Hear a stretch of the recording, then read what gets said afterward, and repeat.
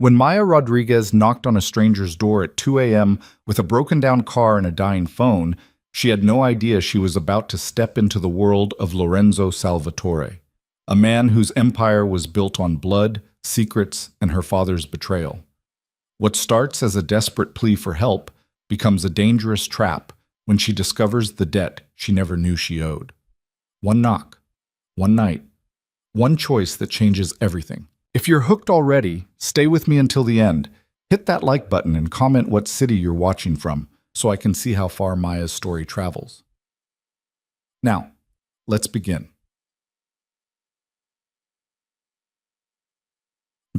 The emergency room doors had stopped swinging an hour ago, but Maya Rodriguez could still hear them in her head. That pneumatic whoosh, the clash of metal, the chaos of voices calling out stats and dosages while someone's life hung in the balance. 16 hours. That's how long her shift had been. 16 hours of blood and beeping monitors and families crying in waiting rooms that smelled like industrial cleaner and fear. Her scrub stuck to her skin as she pushed through the hospital's back entrance into the October night. The cold hit her like a slap, sharp enough to make her gasp, but not sharp enough to clear the fog from her brain. She fumbled for her keys, hands shaking, not from the cold, but from exhaustion so deep it lived in her bones now. The parking lot stretched out before her, mostly empty except for a handful of cars belonging to the night shift that was just beginning. Her ancient Honda sat in the far corner under a flickering streetlight, looking as tired as she felt. Maya had owned that car for 8 years. It had survived 2 accidents, 3 winters, and more repair bills than she could count. She patted the hood like you'd pat an old dog. "Just get me home," she whispered. "That's all I need." The engine turned over once, twice. On the third try, it made a sound like something dying, a grinding metallic scream that echoed across the parking lot. Then nothing, not even a click. "No." Maya turned the key again. "No, no, no, please, not tonight." She tried 5 more times, pumping the gas pedal the way her father had taught her years ago, before everything fell apart. Before he disappeared. Before her life became a constant balance between paying rent and keeping food in the refrigerator for Emma, her daughter. Emma was with Mrs. Chen next door, had been since yesterday morning when Maya's shift started. The woman was kind, never charged much, but Maya hated asking. Hated being the mom who couldn't afford real childcare, who worked herself half to death just to stay broke. She pulled out her phone. 2:47 a.m. Battery at 4%. The AAA app wouldn't load. Maya sat there watching that little spinning circle, willing it to connect, knowing it wouldn't. When her phone finally died in her hands, she pressed her forehead against the steering wheel and let out a sound somewhere between a laugh and a sob. The nearest gas station was 3 miles back the way she'd come. The hospital sat on the edge of town where the nice neighborhoods began, surrounded by houses with manicured lawns and security systems. Maya looked out at the street beyond the parking lot, dark except for streetlights spaced too far apart, lined with trees that threw shadows across expensive driveways. She could walk back to the gas station, use their phone, wait for a tow truck she couldn't afford, get home sometime around dawn if she was lucky. Or, Maya stared at the houses visible beyond the hospital grounds. Lights were on in a few windows despite the hour. Someone was awake. Someone would let her use their phone. She grabbed her purse, locked the car out of habit, even though it wasn't going anywhere, and started walking. The neighborhood was the kind of place Maya had only seen in magazines. Every house looked like it had been designed by an architect and landscaped by someone with a degree in making things perfect. The streets were smooth, no potholes like the ones near her apartment that could swallow a tire. The sidewalks were even and clean. No trash, no graffiti, no chain-link fences or bars on windows. She felt like an intruder. Her scrubs were wrinkled and stained with coffee she'd spilled during her break. Her sneakers squeaked with every step. Her hair was falling out of its ponytail in ways that made her look exactly like what she was. Exhausted, desperate, out of place. The first house she approached had all its lights off. So did the second. The third had a porch light on, but when Maya got closer, she saw a security camera pointed straight at the walkway and lost her nerve. She kept walking, her feet starting to ache, her breath coming out in white clouds that disappeared into the dark. The street curved and the houses got bigger. set back farther from the road. The kind of places where people had wine cellars and home theaters and problems she couldn't imagine. That's when she saw it. The house at the end of the cul-de-sac was different from the others. Not bigger, actually smaller, though that was relative. Everything here was massive, but this one had walls around it, real walls, not just decorative ones. 10 feet high, dark stone, topped with what looked like wrought iron. The gate was solid metal, closed, but there were lights on inside, visible over the wall, golden light spilling from windows on the second floor. Someone was awake. Maya stood at the gate, her hand hovering over the intercom button. She could still turn around, walk back, find another house. But her feet hurt and her brain was too tired to make good decisions anymore, and those lights looked warm in a way that made her chest ache. She pressed the button. Nothing happened for long enough that she started to turn away. Then a voice crackled through the speaker, male, young, with an edge that made her freeze. "Yeah? Maya cleared her throat. "I'm sorry to bother you so late. My car broke down at the hospital, and my phone died, and I just need to call a tow truck. I'm a nurse. I just finished my shift. I can show you my ID." Silence. Long enough that she thought maybe he'd walked away. "Please," Maya added, "I have a daughter at home. I just need to make one call." More silence. Then, "Step back from the gate." She did. The gate began to swing open, smooth and silent. Maya hesitated, every instinct screaming at her that this was a bad idea. But she was so tired, so desperate, and she'd just spent 16 hours saving lives.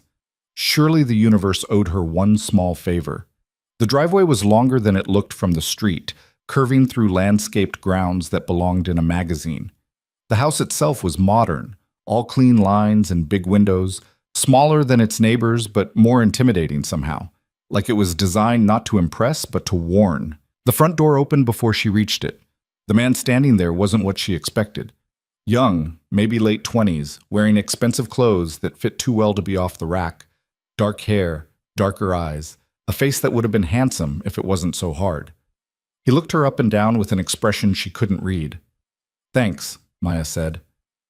"I really appreciate—" "Wait here." He disappeared inside, leaving her on the doorstep. Maya shifted her weight, looking around. There were cameras. She could see them now, small and discreet, covering every angle. The kind of security setup that cost more than she made in a year. The man came back with a phone. Not a cordless house phone, but a cell, which struck her as odd. He held it out but didn't let go when she reached for it. "You said you're a nurse?" "Yes, at St. Catherine's. I can show you my, what's your name?" "Maya Rodriguez." Something changed in his face. Not much, just a flicker in his eyes, there and gone so fast she might have imagined it. He let go of the phone. "Make your call." Maya dialed AAA from memory, gave them her information and location, listened to the hold music while her heart rate slowly returned to normal. The man stood in the doorway watching her. Not threatening exactly, but not friendly either. "They're sending someone," she said, holding out the phone. "Should be about 45 minutes. I can wait by my car." "I don't want to—" "You said your last name is Rodriguez." It wasn't a question. Maya nodded anyway, confused. "Your father, what was his name?" The question hit her like cold water. "Why?" "Answer the question." "I don't—" Maya took a step back. "I should go. Thank you for letting me use your phone." "Was his name Miguel Rodriguez?" Maya's blood went cold. Nobody had asked her about her father in years, not since he disappeared when she was 17, leaving her and her mother with nothing but questions and bills and a reputation that followed Maya through 2 jobs and 3 apartments before she finally got far enough away that people stopped knowing who she was. "How do you know that?" The man's expression didn't change. "Stay here." "I'm leaving." Maya turned toward the driveway. "Thanks for the phone, but You need to stay here." Something in his voice made her freeze. Not a threat. Worse. A warning. "Why?" He didn't answer, just pulled out his own phone and made a call, speaking in a language Maya didn't understand. Italian, maybe? His voice was quiet, but urgent. When he hung up, he looked at her differently, like she'd transformed from a stranger into something else. something that mattered. Come inside. I'm not going anywhere until you tell me what's happening. Maya Rodriguez. He said her name slowly, like he was testing it. Daughter of Miguel Rodriguez. You really don't know, do you? Know what? Who your father was, what he did, what you are. I'm a nurse with a broken-down car who needs to get home to her daughter, Maya said, her voice shaking. That's what I am. No. The man stepped aside, gesturing into the house. You're collateral, and you need to come inside before someone else figures out you're here. Maya ran. She didn't think about it, didn't plan it. Her body just moved, spinning away from the door and sprinting down the driveway. Her sneakers slapped against the pavement. Her breath came in gasps. Behind her, she heard him swear, heard footsteps following. She made it halfway to the gate before two more men appeared from the shadows near the wall. Big men. The kind who looked like they broke things professionally. Maya skidded to a stop, her heart hammering so hard she could feel it in her throat. Don't touch her. The voice came from behind her, not the young man from the door. This one was different, deeper, older, with an accent that turned every word into something dangerous. Maya turned. The man walking down the driveway was tall and built like violence was a language he spoke fluently. Mid-30s, maybe. Dark hair going gray at the temples.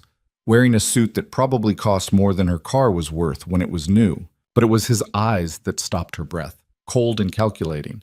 The kind of eyes that saw everything and gave away nothing. He looked at her the way a scientist looks at a specimen. Miss Rodriguez. He stopped a few feet away, close enough that she could smell his cologne. Expensive, subtle, wrong for the situation. My name is Lorenzo Salvatore. I believe we have a great deal to discuss. I don't know you, Maya said. I don't know what you want. I just need to go home. Home to Emma. Lorenzo's expression didn't change. Your daughter, 5 years old, stays with Mrs. Chen when you work nights. Lives in apartment 4C at the Riverside Complex on Maple Street. Maya's knees went weak. How do you? Your father stole from me. Lorenzo said it casually, like he was commenting on the weather. $3 million, 15 years ago. He was my father's accountant. Trusted. Until he wasn't. I don't know anything about that. I believe you. Lorenzo tilted his head, studying her. But that doesn't change what you are, what you represent. Your father's debt doesn't die with him, Miss Rodriguez. It passes down. And now that I know you exist, now that you've walked through my gate and given me your name, we have a problem. I'm leaving. Maya tried to sound firm, but her voice shook. You can't keep me here. Actually, I can. The question is whether I should. Lorenzo turned to the young man from the door. Marco, take her to the guest house. Make sure she's comfortable. We'll talk in the morning when she's had time to process. I have a daughter, Maya said, her voice breaking. Please. She's 5. She needs me. I know exactly who she is. Lorenzo's eyes were empty. Which is why you're going to cooperate, because if you run, if you go to the police, if you do anything except what I tell you, I'll know. And Emma will become my leverage instead of you. Do you understand? Maya understood. She understood that she'd knocked on the wrong door, that her father's past had finally caught up with her, that sometimes the universe didn't owe you favors. It just waited for the perfect moment to collect. I understand, she whispered. Good. Lorenzo nodded to Marco. Take her, gently. She's had a difficult night. Marco moved toward her. Maya didn't fight. What was the point? They knew where Emma was. They knew everything. Her legs barely held her as Marco guided her back up the driveway, past the house, toward a smaller building she hadn't noticed before. The guest house was nicer than anywhere Maya had ever lived. Hardwood floors, expensive furniture, a bedroom with a bed that looked like a cloud. Marco showed her how to work the lights and the thermostat, told her the kitchen was stocked, said someone would bring her clothes in the morning. The door locks from the inside, he said, but don't try to leave. There are guards and cameras. What happens now? Maya asked. Marco's expression softened slightly. Lorenzo will decide. Get some sleep. You look like you need it. He left. Maya heard the lock click from outside, despite what he'd said about it working from the inside. She stood in the middle of the beautiful room, still wearing her stained scrubs, and tried to remember how to breathe. Her phone was dead. Her car was broken. Her daughter was 3 miles away with a neighbor who probably thought Maya was still at work. And she was trapped in a guest house owned by a man who thought she owed him $3 million for sins her father committed before she was old enough to understand what money meant. Maya walked to the window. The grounds were dark except for security lights along the wall. She could see the cameras now everywhere watching. The gate at the end of the driveway was closed, locked. Even if she could get past the guards, where would she run? They knew where Emma was. She pressed her forehead against the glass, her reflection staring back at her, exhausted, scared, alone. "What did you do, Dad?" she whispered to the ghost of a man she barely remembered. "What did you do?" Morning came too early and too bright.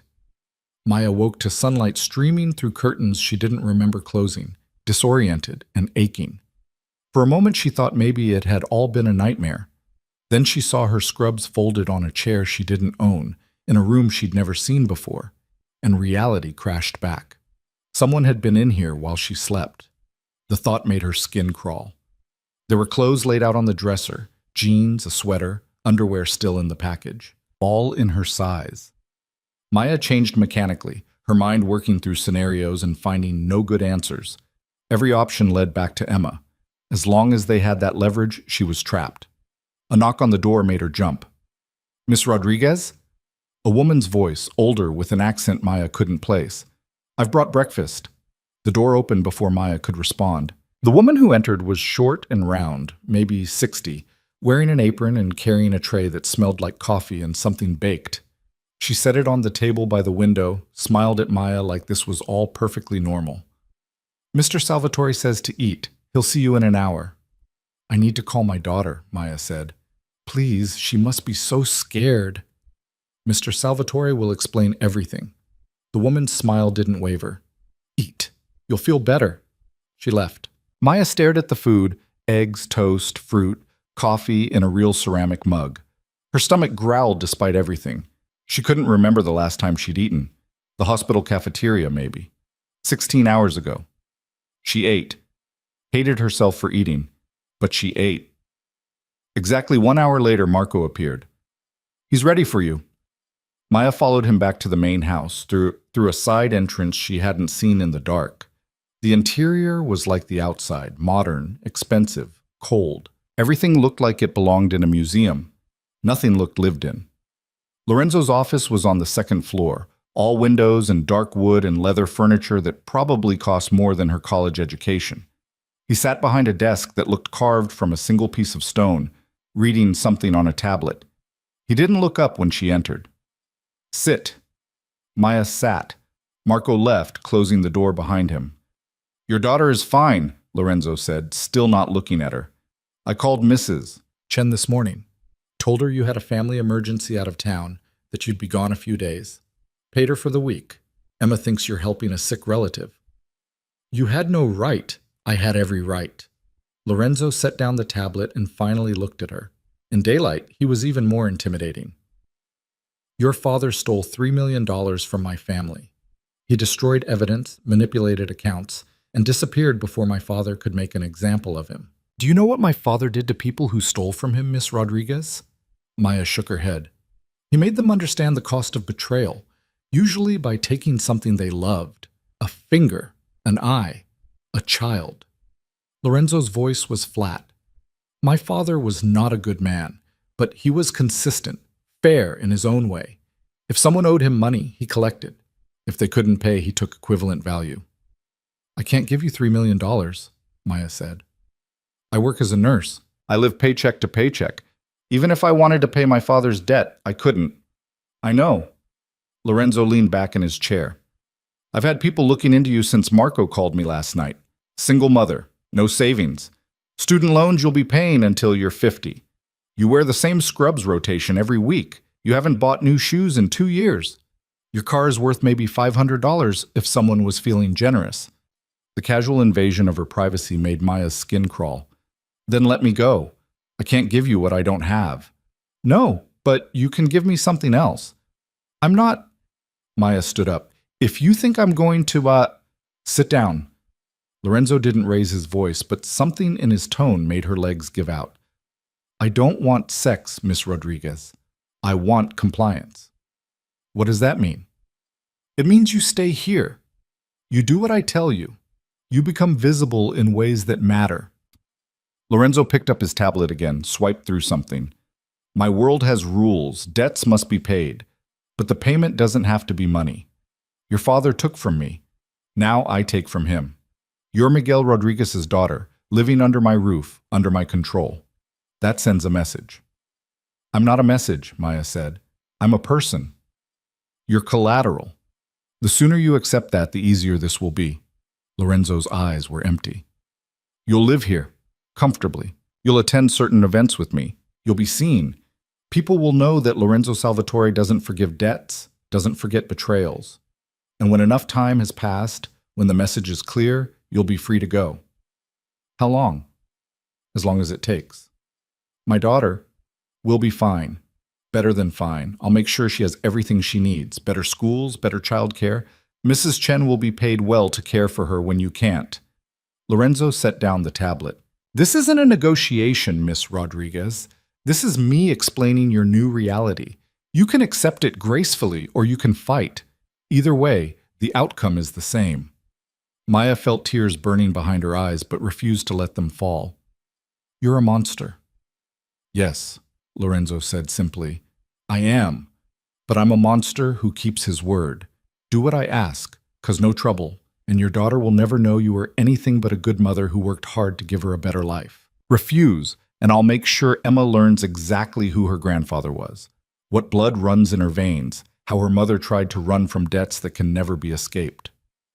She's 5 years old. Then she has time to learn. Lorenzo stood, walking to the window. I don't enjoy this, Miss Rodriguez. I don't enjoy threatening children or forcing women into compliance.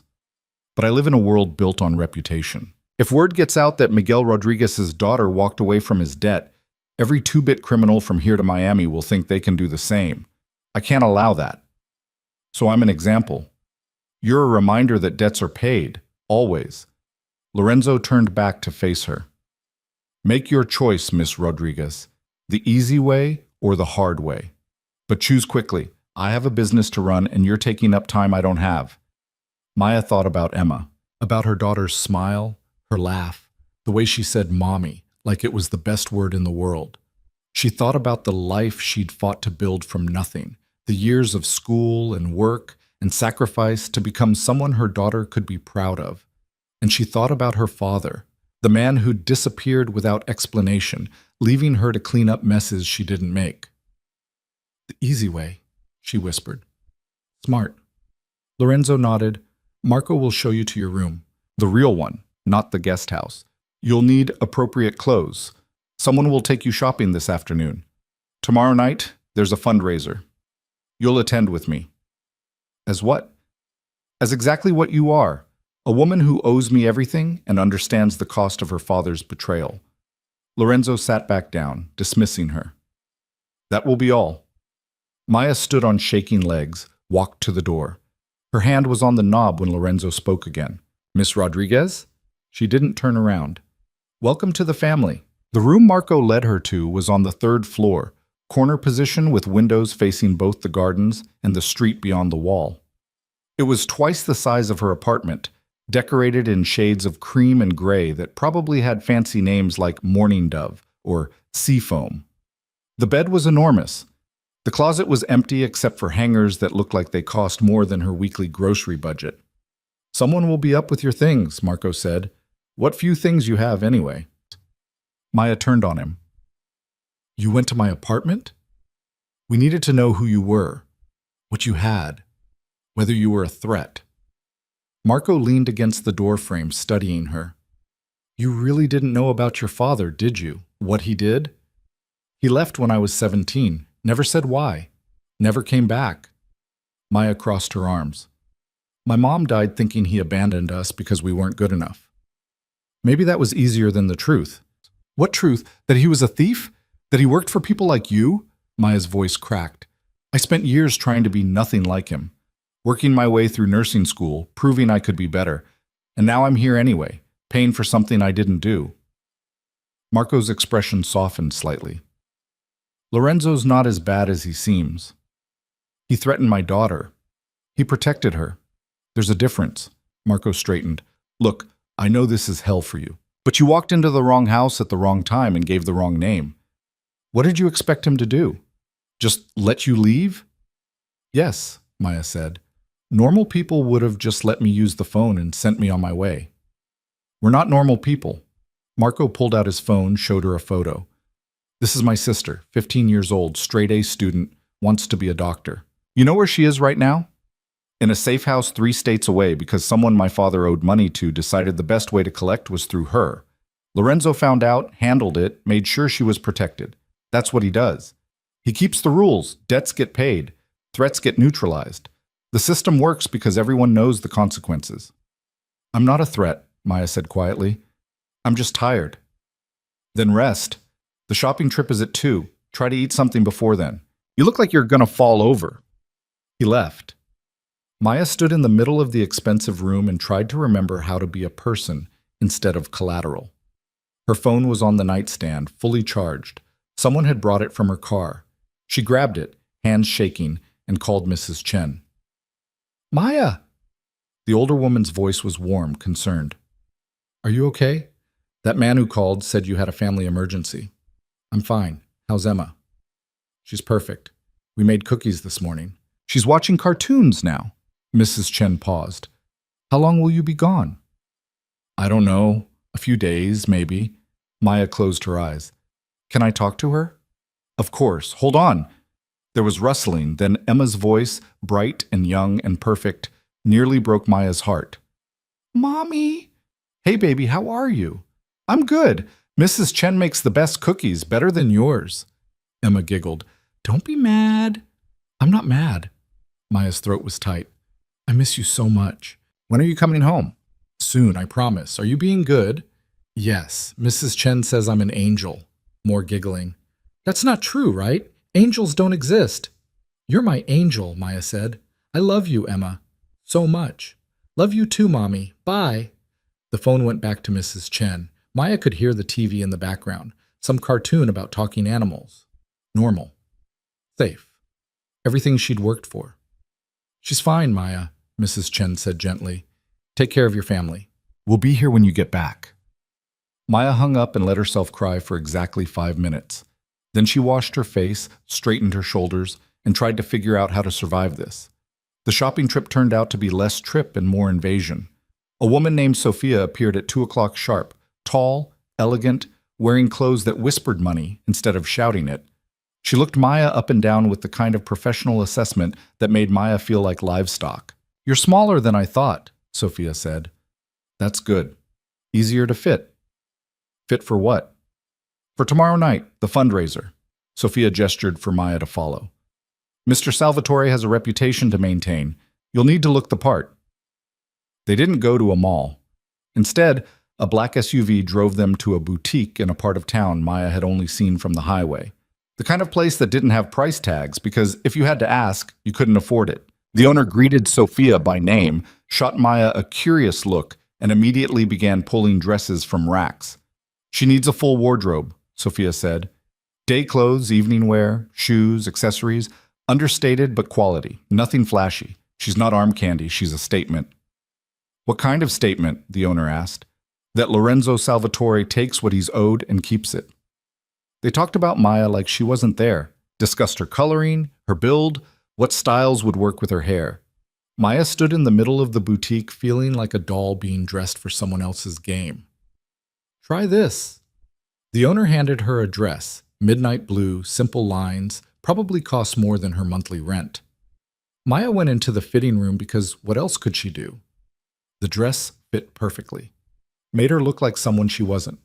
Someone who belonged at fundraisers with men like Lorenzo. Let me see, Sophia called. Maya stepped out. Sophia's expression didn't change, but something in her eyes shifted. That works. We'll take it. And the black one, and the emerald. She needs shoes for each. 2 hours later, Maya had more clothes than she'd owned in her entire life. Dresses, slacks, blouses, skirts, shoes that cost more than her first car, a coat that felt like wearing a cloud. all of it in garment bags being loaded into the SUV by men who appeared from nowhere. "Thank you," Maya said quietly to Sophia as they drove back. "Don't thank me. This isn't kindness." Sophia lit a cigarette, blew smoke out the cracked window. "You're a prop. Lorenzo needs you to look a certain way to make his point. That's all this is." "You work for him?" "Everyone works for him, one way or another." Sophia flicked ash out the window. "Some of us just get paid better than others." "How long have you known him?" "Long enough to know he's not someone you want to cross." Sophia glanced at her. "But he keeps his word. If he says your daughter will be safe, she will be. If he says you'll be treated well, you will be. Just don't mistake that for caring.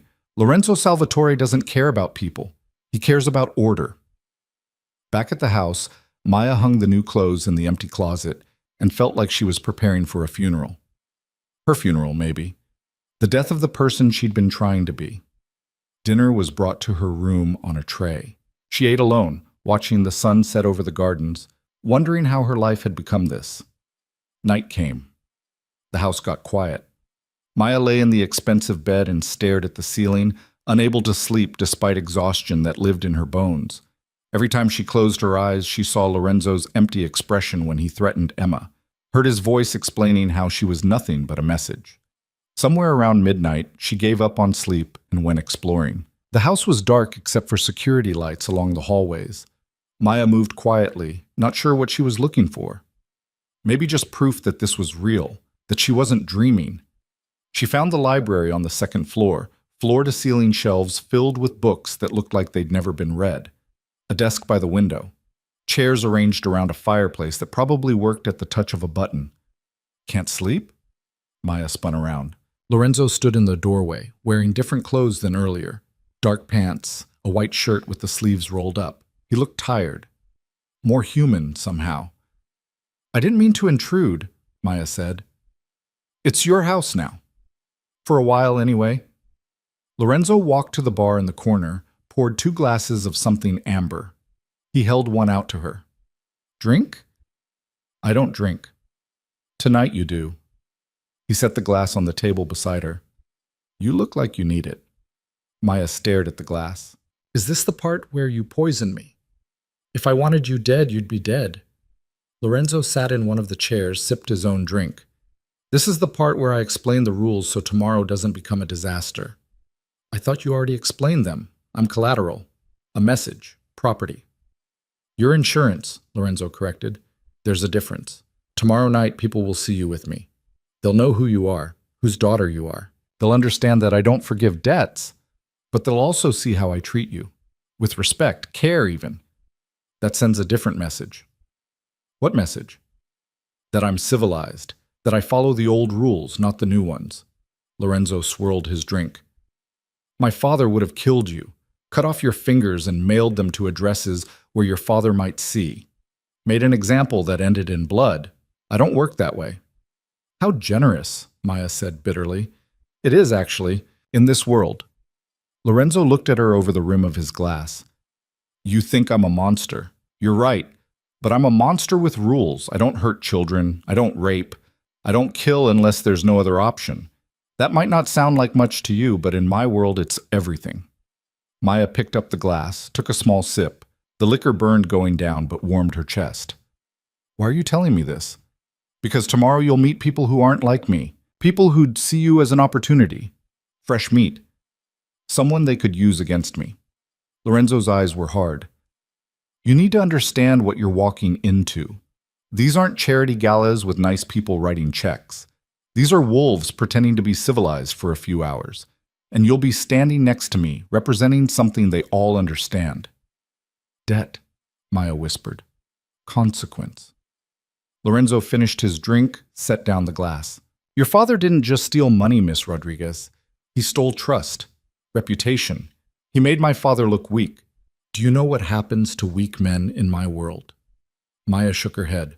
"They die, usually badly." Lorenzo stood, walked to the window. "My father died 6 months after your father disappeared. Heart attack, officially. But the stress of looking weak, of having people question whether he could control his own organization, that killed him as surely as a bullet. I inherited an empire that was fracturing. Took me 5 years to rebuild it. 5 years of proving I was stronger than he was, more ruthless, more reliable. I'm sorry for your loss, Maya said, though she wasn't sure she meant it. Don't be. He was a bastard. Lorenzo turned back to face her. But he was my bastard. And your father helped kill him, so yes, you're collateral. Yes, you're a message. But you're also the only reason I'm not doing to you what my father would have done. Consider that a gift. Some gift. It's the only one you're going to get. Lorenzo moved toward the door. Get some sleep. Tomorrow's going to be difficult. Try not to embarrass me. Wait, Maya stood. Can I see Emma before the fundraiser? No. Please. Just for an hour. I need to know she's really okay. Lorenzo paused in the doorway, his back to her. For a long moment he didn't speak. Then, you see her. You'll want to run. Take her and disappear. I can't allow that. I won't run, Maya said. I promise. Your promises mean nothing to me. Lorenzo looked back at her. But I'll make you a deal. Tomorrow night, you do exactly what I say. You smile when you're supposed to smile. You stay by my side. You don't cause problems. Do that, and Sunday you can see Emma. 1 hour, supervised. It wasn't enough. It would never be enough. But it was something. Deal, Maya said. Lorenzo nodded once and left. Maya stood in the library until she heard his footsteps fade, then drank the rest of the liquor in one burning gulp. Morning came too fast. Sophia appeared at 8 with breakfast and instructions. Hair and makeup at 4, dress at 6, car leaves at 7.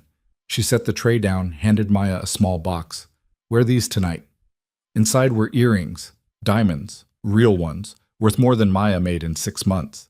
She stared at them like they might bite. I can't wear these. You can and you will. Sophia sat on the edge of the bed. Listen to me. Tonight's going to be hell. Rich people pretending to care about whatever cause Lorenzo's supporting this month.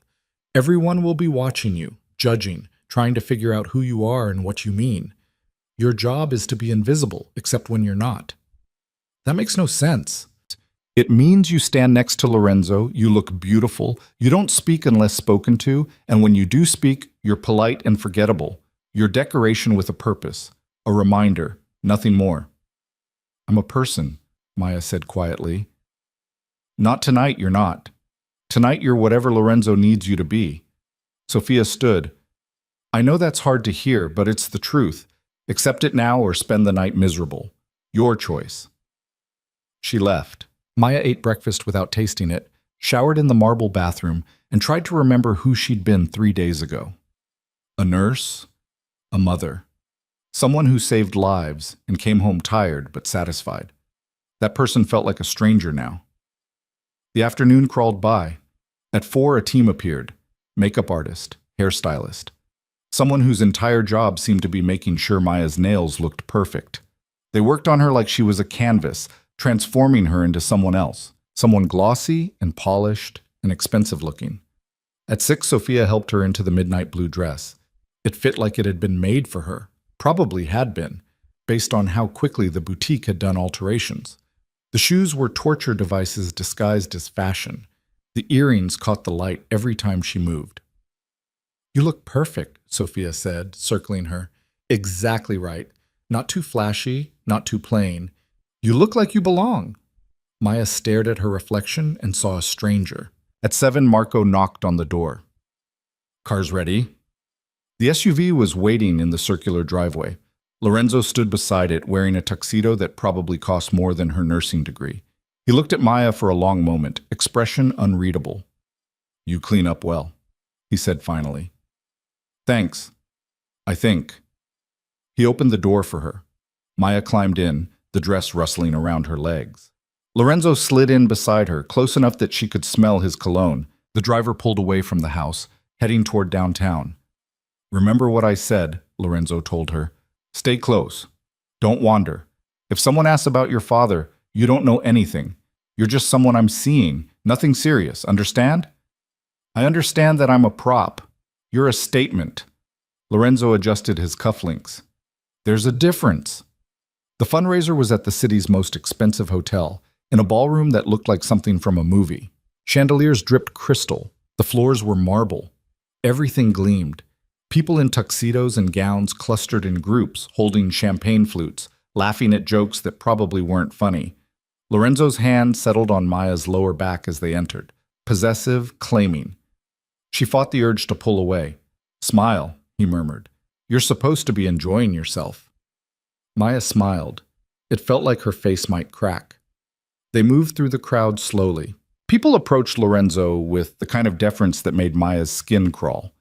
Business associates, politicians, people who looked respectable but had the same cold eyes as Lorenzo. Each one looked at Maya with curiosity, assessment, calculation. Lorenzo.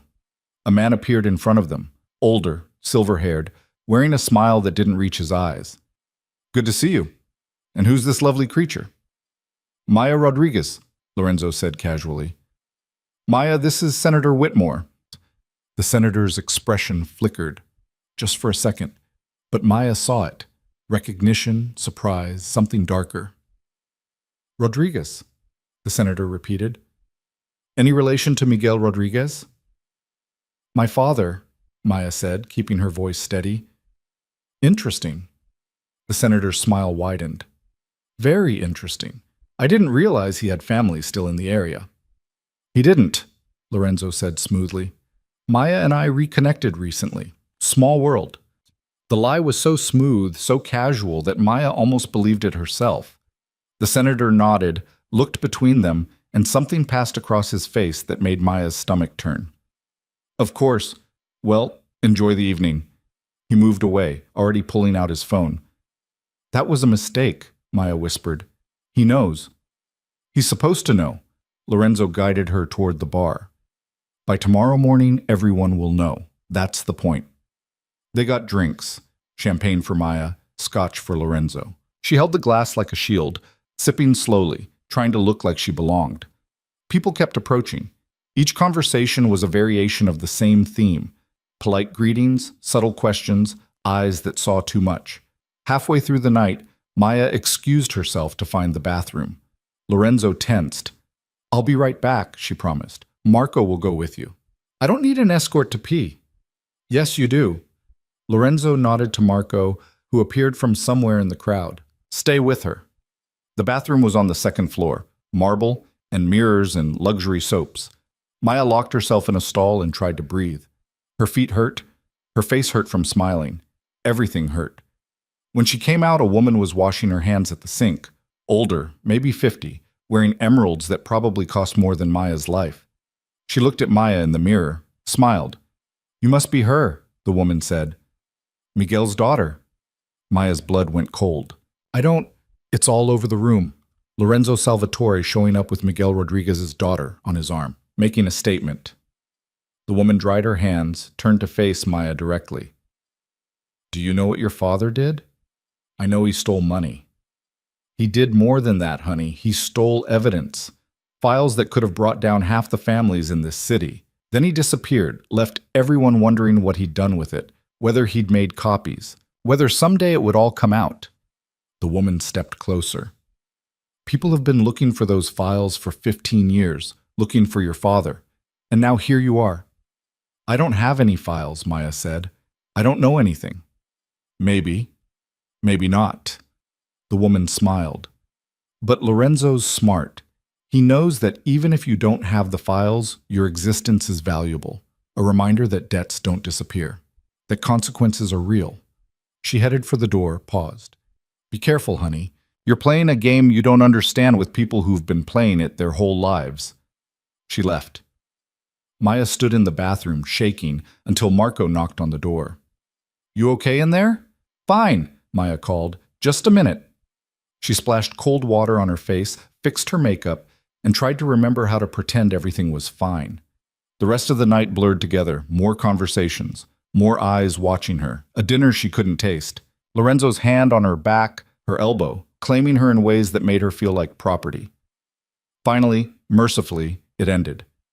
They said their goodbyes, walked to the car, drove home in silence. Maya's feet were bleeding from the shoes, her face felt stiff from smiling.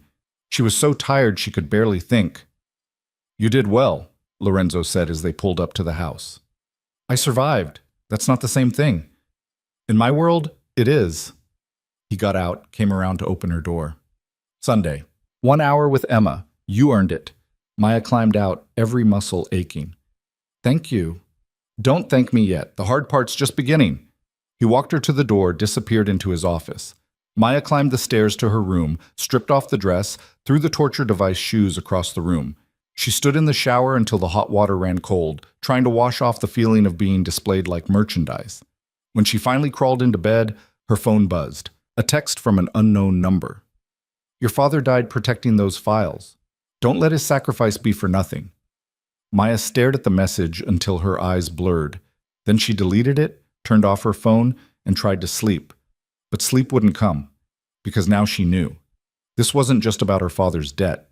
It was about something bigger, something that had gotten him killed and might kill her too if she wasn't careful.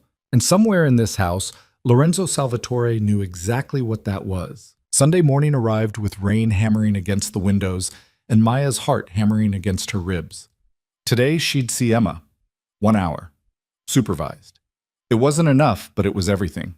She dressed carefully in jeans and a sweater from her new wardrobe, braided her hair the way Emma liked it, tried to look like a mother instead of whatever she'd become. When she came downstairs, Lorenzo was waiting in the foyer wearing casual clothes that probably cost more than most people's monthly salary.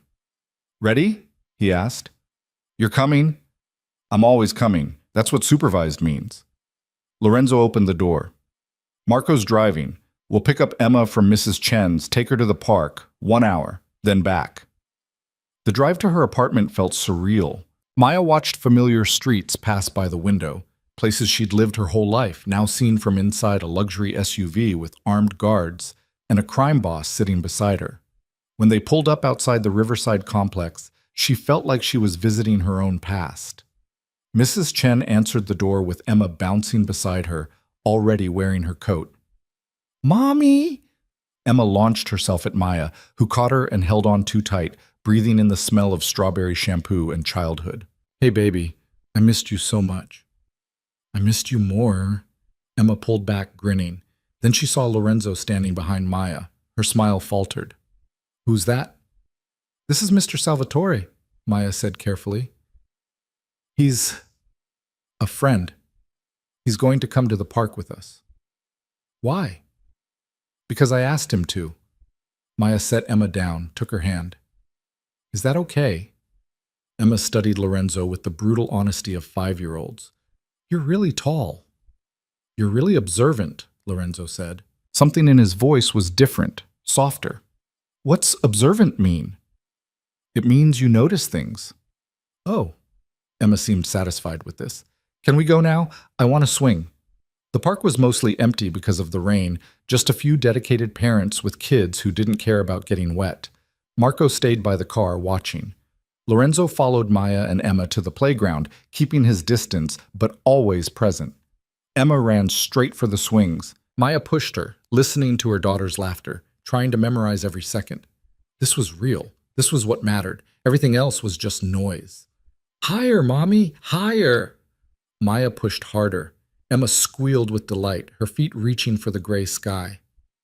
She looks like you, Lorenzo said quietly. He'd moved closer, standing just outside the swing's arc. She looks like herself, Maya said. Stubborn like you too, I bet. Watch it. But there was no heat in Maya's voice. She was too focused on Emma, on making this hour count. After the swings came the slide, then the monkey bars where Emma hung upside down and made Maya's heart stop. Lorenzo stayed back, watching with an expression Maya couldn't read. Not quite soft, but not cold either. Something in between. Mr. Salvatore? Emma called from the top of the climbing structure. Can you catch me? Emma, no, Maya started, but Lorenzo was already moving, positioning himself below. Jump! Emma jumped without hesitation, the way kids do when they haven't learned fear yet. Lorenzo caught her easily, set her down gently. Emma grinned up at him. You're strong. You're brave, Lorenzo said. Maybe too brave. Mommy says being brave is good. Your mommy's right. Lorenzo glanced at Maya. About a lot of things. The hour passed too fast. Emma showed Lorenzo how to pump on the swings, explained the complex rules of the imaginary game she was playing, asked questions about everything. Why was his car so big? Did he have kids? Did he like ice cream? Lorenzo answered each question with more patience than Maya expected, his responses careful but not condescending. When Marco tapped his watch, signaling time was up, Maya's chest went tight. "We have to go, baby," she said. "Already?" Emma's face fell. "But we just got here." "I know, but I'll see you again soon, I promise." "When?" Maya looked at Lorenzo. He nodded once. "Next weekend," Maya said. "Same time, okay?" "Okay." Emma hugged her tight. "I love you, Mommy." "I love you too, so much."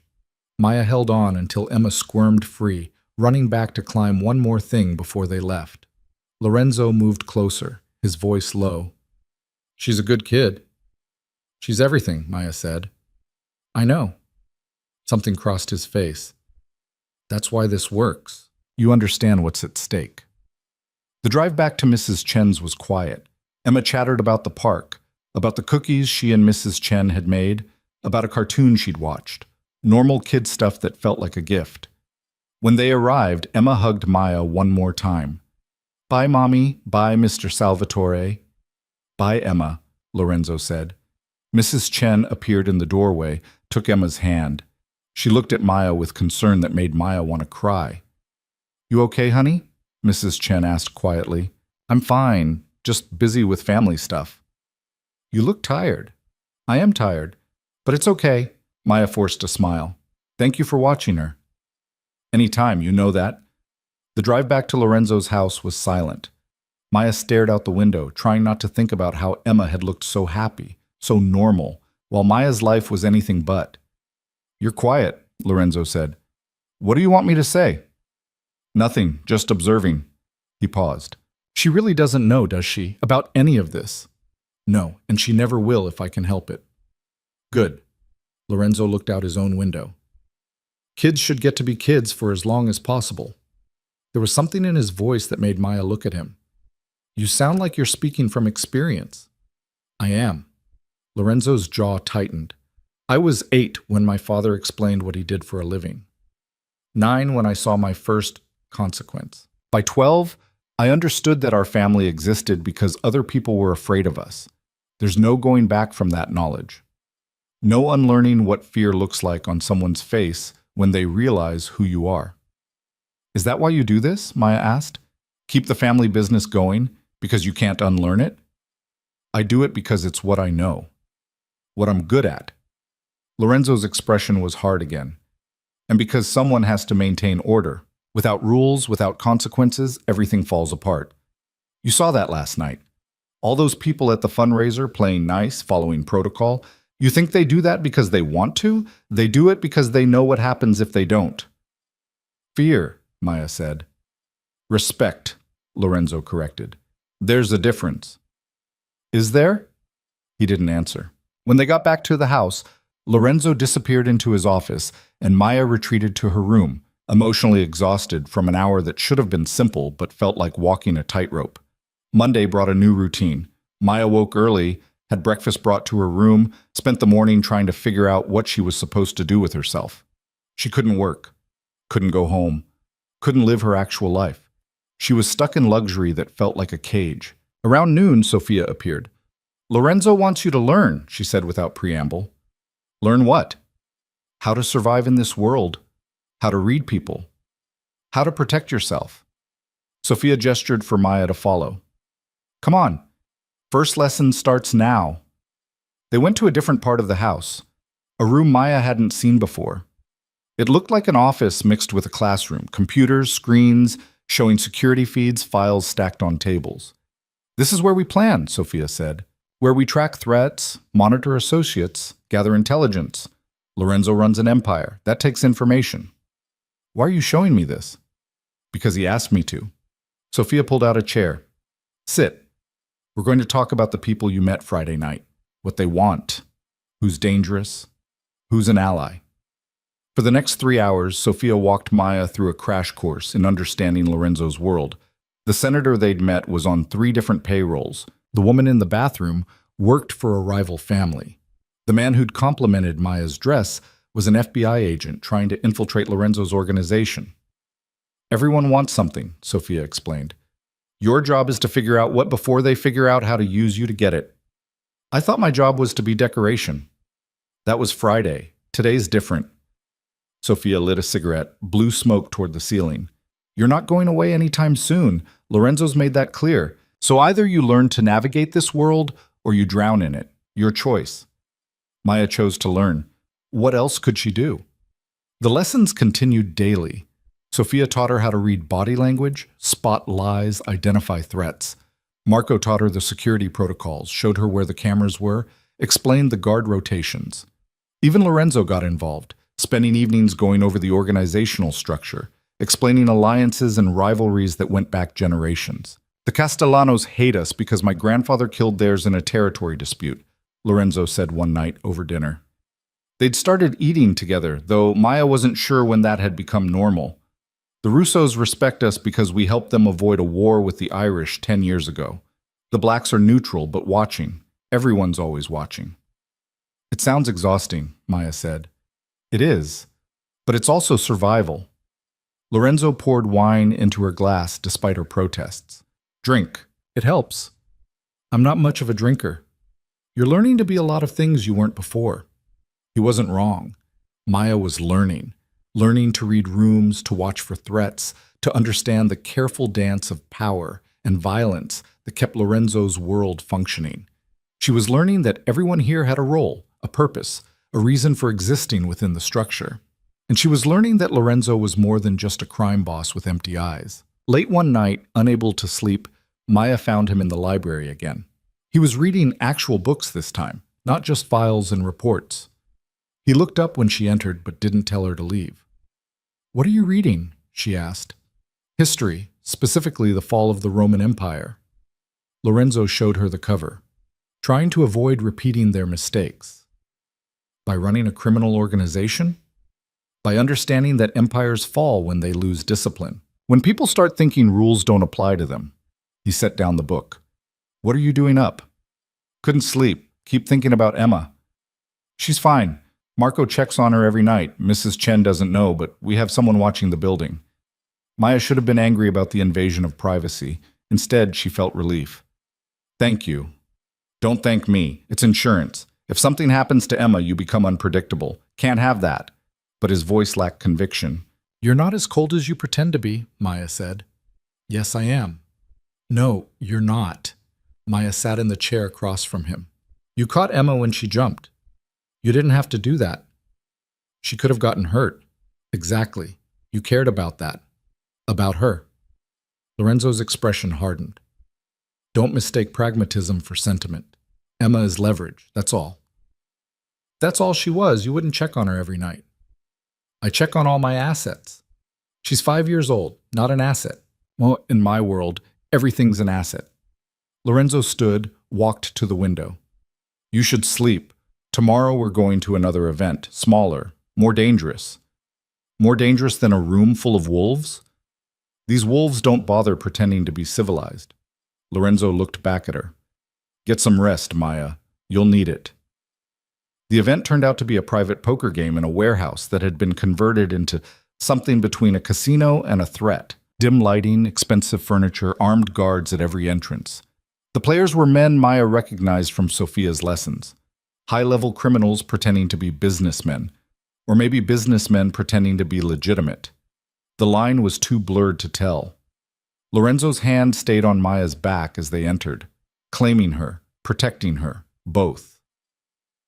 Salvatore, one of the men called. Glad you could make it, and you brought entertainment. I brought my guest, Lorenzo said smoothly. Maya, this is Victor Castellano. The name hit Maya like ice water. Castellano. The family that hated the Salvatores. She kept her expression neutral, smiled politely. Charmed, Victor said, looking her over like merchandise. Miguel's daughter, right? Must be strange being here with the man who probably had your father killed. The room went silent. Maya felt Lorenzo tense beside her. My father left when I was 17, Maya said carefully. What happened to him after that isn't something I have information about. Diplomatic. Victor laughed. I like her, Lorenzo. She's smarter than she looks. She's exactly as smart as she looks, Lorenzo said. His voice was ice. Are we playing cards or making small talk? They played cards. Maya sat slightly behind Lorenzo, watching, learning. The game wasn't really about poker. It was about power, about testing boundaries, about seeing who would blink first. Money changed hands, but that wasn't the point. Information was the point. Leverage. Understanding who was weak and who was strong. Halfway through the night, Maya excused herself to find the bathroom. One of the guards directed her down a hallway. She was washing her hands when the door opened and a man walked in. Not Victor, but someone else from the game. Younger, dangerous looking. Wrong bathroom, Maya said. No, it's not. He locked the door behind him. We need to talk. Maya's heart rate spiked. About what? About your father. About the files. The man pulled out his phone, showed her a photo. It was her father, younger than she remembered, standing next to someone she didn't recognize. Miguel didn't just steal money. He stole insurance. Evidence that could bring down everyone in that room out there. I don't know anything about that. Maybe. But you could find out. The man stepped closer. Lorenzo's keeping you close. You have access. You could look for those files, find them, give them to the right people. And who are the right people? People who'd pay you enough to disappear. You and your daughter. New identities, new lives, freedom. The man's eyes were intense. Think about it. You don't owe Lorenzo anything. You don't owe any of them anything. Your father died protecting those files from people like Salvatore. Don't let that be for nothing. Someone knocked on the door. Hard. Maya, Lorenzo's voice. You okay in there? The man swore, unlocked the door, pushed past Lorenzo without a word. Lorenzo watched him go, then looked at Maya with eyes that saw everything. What did he say to you? Nothing. Just talked about my father. Maya. Lorenzo stepped inside, closed the door. What did he say? She could lie, should lie. But something in Lorenzo's expression made her tell the truth. He said my father stole files, evidence, that I could find them and sell them for enough money to disappear. Lorenzo's jaw tightened. And what did you say? Nothing. You knocked before I could respond. Would you have said yes? Maya met his eyes. I don't know. For a long moment, Lorenzo just looked at her. Then he pulled out his phone, made a call. Marco, find out who sent Dimitri to talk to Maya. I want names by morning. He hung up. We're leaving. The game is over. For us, anyway.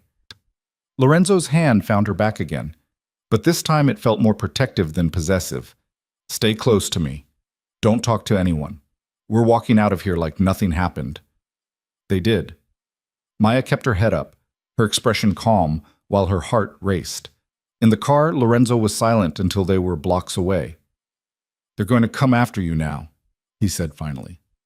Word will spread that you might know something about those files. Every family that has reason to fear what Miguel stole will want to get to you first.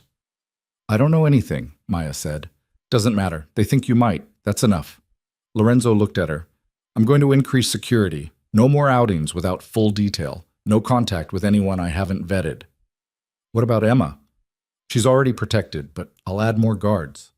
Lorenzo ran a hand through his hair. This is exactly what I was afraid of.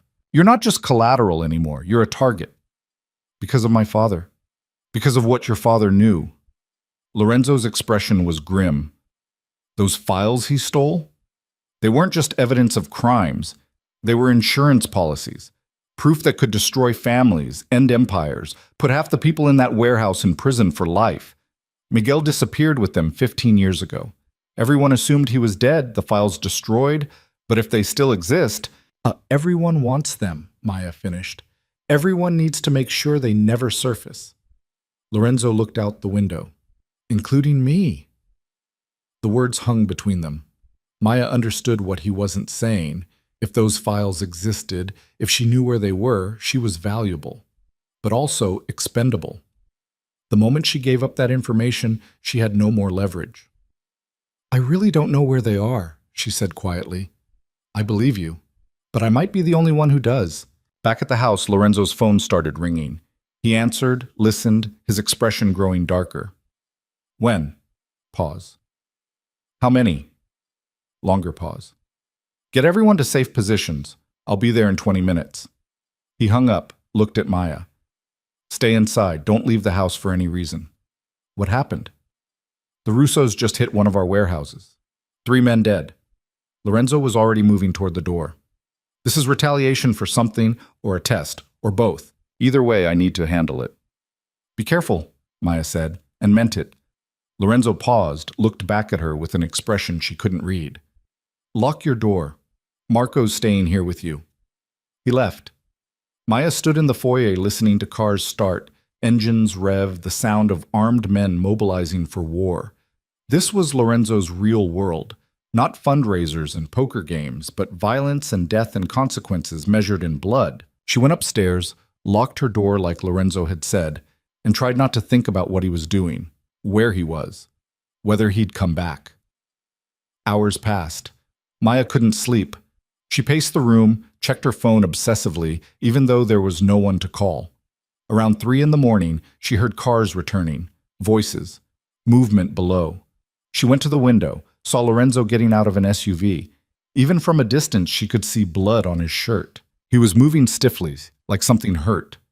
Marco appeared beside him, supporting his weight. Maya didn't think. She ran. Down the stairs, through the hallways, out the side door into the courtyard where they were standing. Lorenzo looked up when he saw her, surprise crossing his face. I told you to stay inside, he said. You're bleeding. It's not mine. Mostly.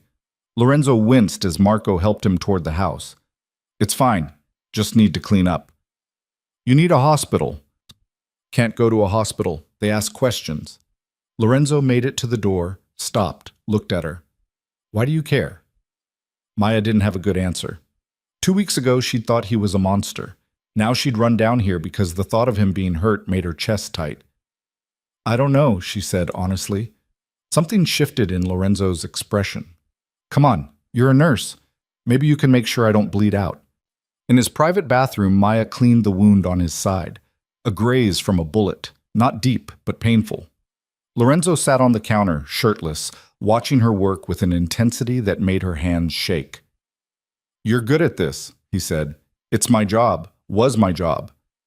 Maya applied antiseptic. He hissed, but didn't pull away. What happened tonight? War. Small scale, but war nonetheless. Lorenzo's voice was tired. The Russos thought they could take advantage of perceived weakness. I corrected that assumption. By killing people. By defending what's mine.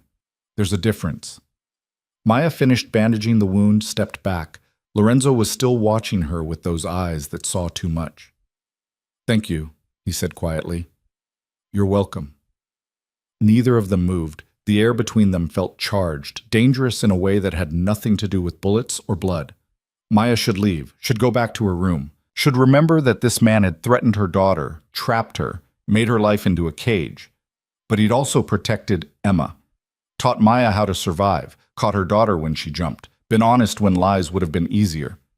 Maya, Lorenzo said. His voice was different, raw. Don't, she whispered. Don't what? Don't make this complicated. It's already complicated. Lorenzo slid off the counter, moved closer. It's been complicated since you knocked on my door. You threatened my daughter. I protected her. I'm still protecting her. He was close enough now that Maya could feel the heat coming off him. I'm protecting you too, whether you want to admit it or not. By making me collateral? By keeping you alive in a world that wants to use you and discard you. Lorenzo's hand came up, almost touching her face, but not quite. I told myself this was just business, just debt and consequences. But you're making that hard to believe. Maya's heart was racing. This is a bad idea. Probably the worst I've had in years. Lorenzo's thumb brushed her cheek. Tell me to stop. She should. She absolutely should. But the words wouldn't come. Instead, she leaned into his touch, feeling something shift between them, something that had been building since that first night, growing through dinners and lessons and moments where he was more human than monster. The kiss started soft, questioning, giving her room to pull away. Maya didn't pull away. She kissed him back, tasting copper, an expensive scotch, and something darker. His hands found her waist, pulling her closer. She felt the bandage under her palm, remembered that he'd been shot tonight, that his world was violence and death. But right now, in this moment, he was just a man who kissed like he fought, intense, focused, all-consuming. When they finally broke apart, both breathing hard, Lorenzo rested his forehead against hers. "This changes things," he said. "I know. Are you okay with that?" Maya thought about Emma, about her life before, about everything she'd lost and everything she might be gaining. "I don't know. Ask me tomorrow." Lorenzo smiled, actually smiled. It transformed his face. "Tomorrow, then." He kissed her again, softer this time, then stepped back before things could go further. "Get some sleep, Maya. Real sleep, in your own bed." "What about you?" "I have calls to make, people to threaten, the usual." But his voice was lighter than she'd ever heard it. "Go." Maya went, climbed the stairs to her room, closed the door, leaned against it trying to process what had just happened. She'd kissed Lorenzo Salvatore, the man holding her prisoner, the man protecting her daughter, the monster who caught children when they jumped and read history books to avoid repeating mistakes. Her phone buzzed. A text from an unknown number. "Your father's files are in a safety deposit box at First National Bank. Box 447. Key is where he always kept important things. Find it before someone else does." Maya stared at the message until her eyes burned. Then she deleted it, turned off her phone, and tried to sleep. But sleep wouldn't come. Because now she knew where the files were, and everyone else would be looking too. Morning came with Maya staring at her phone. The deleted message burned into her memory. Box 447. First National Bank. Key is where he always kept important things. The problem was, Maya had no idea where her father kept anything important. He'd disappeared when she was 17, left behind nothing but questions and an empty closet. She got dressed, went downstairs, found Lorenzo already in his office, despite the fact that he'd been shot 12 hours ago. He looked up when she entered, and something passed between them. Acknowledgement of last night, of the kiss, of everything that had shifted. "How's the wound?" Maya asked. "Hurts like hell. I'll live." Lorenzo gestured to the chair across from him. "We need to talk about what happened at the warehouse." "I thought we needed to talk about what happened in your bathroom." A ghost of a smile crossed his face. "That too, but business first." He pulled up something on his tablet, showed her photos that made her stomach turn. Bodies, blood, the aftermath of the violence he'd dealt with while she'd been safe in this house. "3 of the Russo soldiers are dead," Lorenzo said flatly. "2 of mine are in the hospital. This was a message. They're testing me, seeing if I'm distracted. Because of me. Because of the situation you represent. Word's spreading fast about those files. Everyone who has reason to fear what Miguel stole is making moves." Lorenzo set down the tablet. "I need to know if you know anything at all about where your father might have hidden them." Maya's throat went dry. She could tell him about the text, should tell him, but something held her back, the memory of her father's face, the way he used to ruffle her hair and call her his smart girl. If he'd died protecting those files, there had to be a reason. "I don't know anything," she said. Lorenzo studied her for a long moment. "You're a terrible liar." "I'm not lying. You're doing something. I can see it in your eyes." He leaned forward. "Maya, if you know something, you need to tell me. Not because I'm holding you here, but because whatever you're thinking about doing is going to get you killed." "I don't know where the files are," Maya said. It wasn't technically a lie. She knew where they might be, but not for certain. Lorenzo's jaw tightened. "Fine, keep your secrets, but don't leave this house without telling me first. The Russos aren't the only ones looking for leverage." He went back to his work, dismissing her. Maya left feeling like she'd just made a choice she couldn't take back. The day dragged. Maya tried to focus on the lessons Sophia brought, the security briefings Marco provided, but her mind kept going back to that text. First National Bank. Her father had banked there when she was young. She remembered going with him sometimes, sitting in the lobby while he conducted business. But a safety deposit box? She'd never known about that. By evening, she'd made a decision. Terrible, dangerous, probably stupid, but a decision nonetheless. She waited until Lorenzo was in a meeting with his advisors, until Marco was occupied with the guards, until the house had that particular quiet that meant everyone was busy. Then she slipped out through the kitchen entrance, past the gardens, to the section of wall she'd noticed had a blind spot between cameras. Climbing the wall in expensive jeans and designer sneakers was harder than it looked in movies. Maya scraped her hands, bruised her knees, nearly fell twice. But she made it over, dropped into the alley beyond, and started walking. She'd made it 3 blocks when a car pulled up beside her. The window rolled down and Victor Castellano smiled at her from the driver's seat. "Need a ride, Miss Rodriguez?" Maya's blood went cold. "No thanks. I'm fine." "You're really not. You're 3 miles from the nearest bus stop, in a neighborhood where people notice strangers about to be picked up by Lorenzo's men who are definitely tracking you right now." Victor reached over, opened the passenger door. "Get in. We'll talk. Then I'll take you wherever you're going." Maya looked behind her, saw an SUV turning onto the street 2 blocks back. Lorenzo's men. She got in the car. Victor drove smoothly, casually, like they were friends out for a drive. "So, running away already? That was fast?" "I'm not running away." "No? Then what are you doing?" Maya didn't answer. Victor laughed. "Let me guess, someone told you about the files, about where they might be, and you're going to retrieve them like a good little girl, give them to Lorenzo, prove you're useful." Victor turned down a side street. "Am I close?" "Why do you care?" "Because those files are valuable. To everyone. Including me." Victor's smile faded. "Your father was smart. He knew that evidence could protect him or destroy him depending on who had it. So he made copies, gave different pieces to different people. Insurance policies all around." "I don't believe you." "Don't have to. But ask yourself this, if Lorenzo gets those files, what happens to you? You stop being useful. You become a liability. Someone who knows too much." Victor pulled over, turned to face her. "I can offer you something better. Protection. Money. A way out for you and Emma that doesn't involve being Lorenzo Salvatore's pet." "He's not—" Maya stopped. "It's not like that, isn't it? You're sleeping under his roof, wearing clothes he bought, kissing him in bathrooms after he comes home covered in blood." Victor's eyes were knowing. "Oh yes, I know about that. I have people inside his organization. They tell me things." Maya's hands were shaking. "What do you want?" "I want you to think about your options. Really think." Victor handed her a card. "That's my number. When you're ready to make a deal, and you will be eventually, call me. I'll make sure you and Emma disappear so completely that Lorenzo Salvatore will never find you.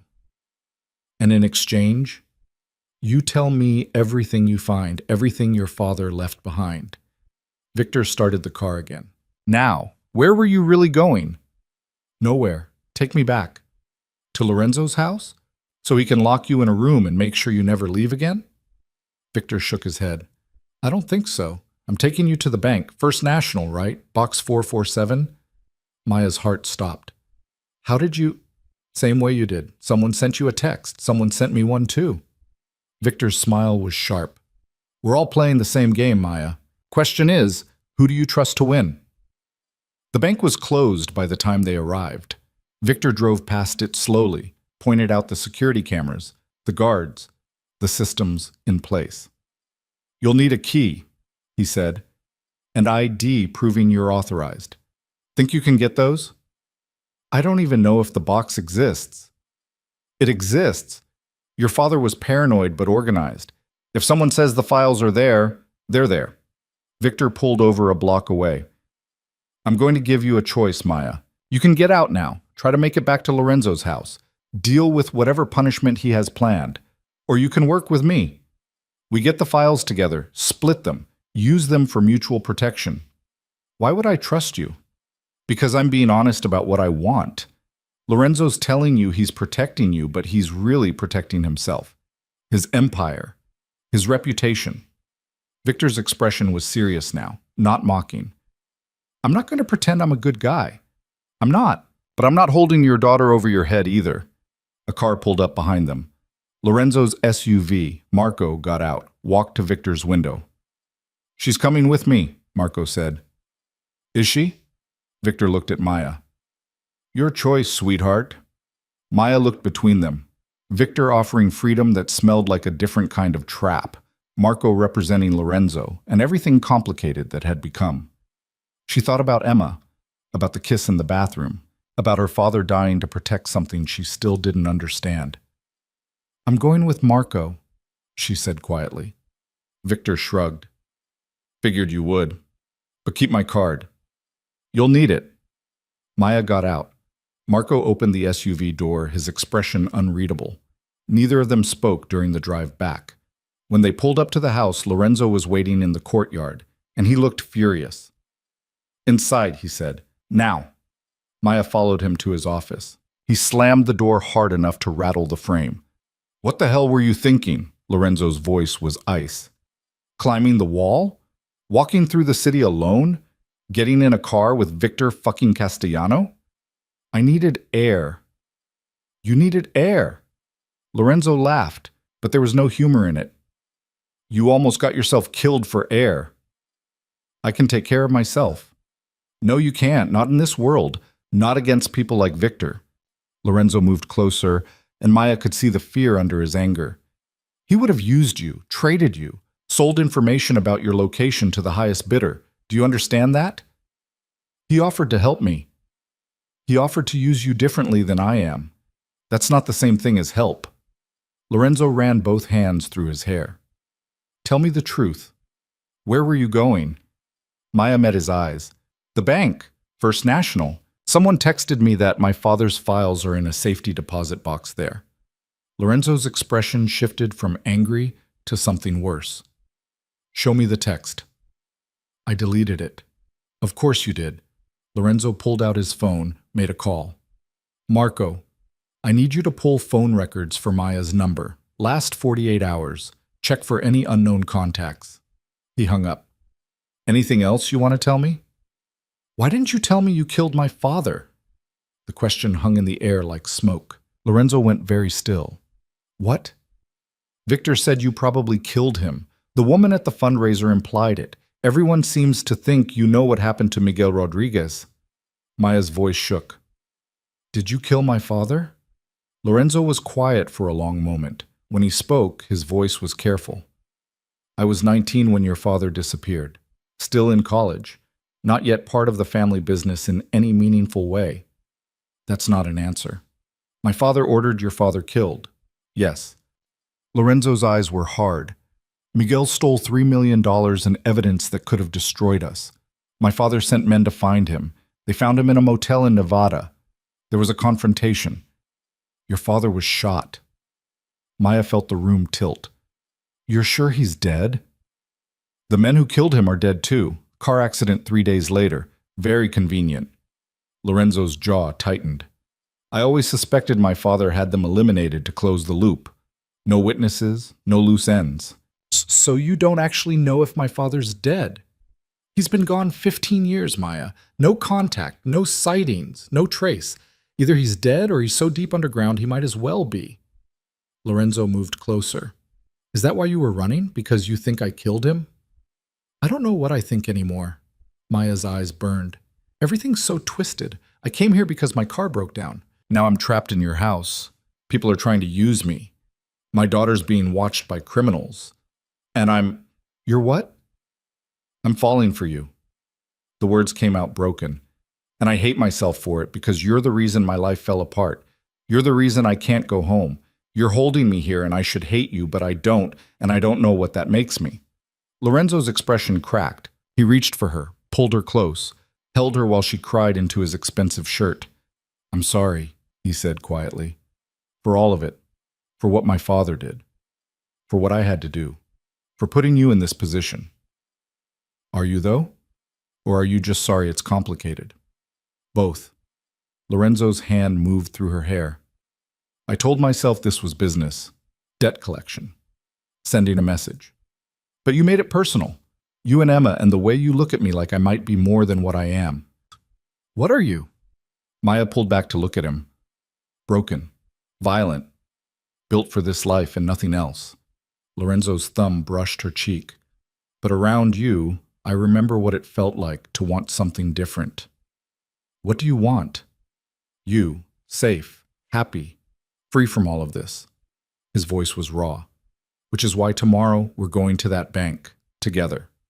We're getting those files, and then we're going to figure out how to get you out of this mess. Just like that? No, not just like that. It's going to be dangerous and complicated, and probably end badly. Lorenzo kissed her forehead. But I'm done pretending this is just business. You're not collateral anymore, Maya. His phone rang. He pulled it out, looked at the screen, and his expression went cold. What is it? Maya asked. Lorenzo answered the call on speaker. Marco's voice came through, tense and urgent. We have a problem. Someone just grabbed Emma from Mrs. Chen's apartment. Maya's world stopped. What? 10 minutes ago. Black van. Professional job. Mrs. Chen's unconscious but alive. Building security footage shows 3 men, armed, in and out in under 2 minutes. Marco's voice was grim. They left a note. What does it say? Lorenzo demanded. Bring the files to the old pier on Water Street by midnight. Come alone. Or the girl dies. Maya couldn't breathe, couldn't think. Her baby.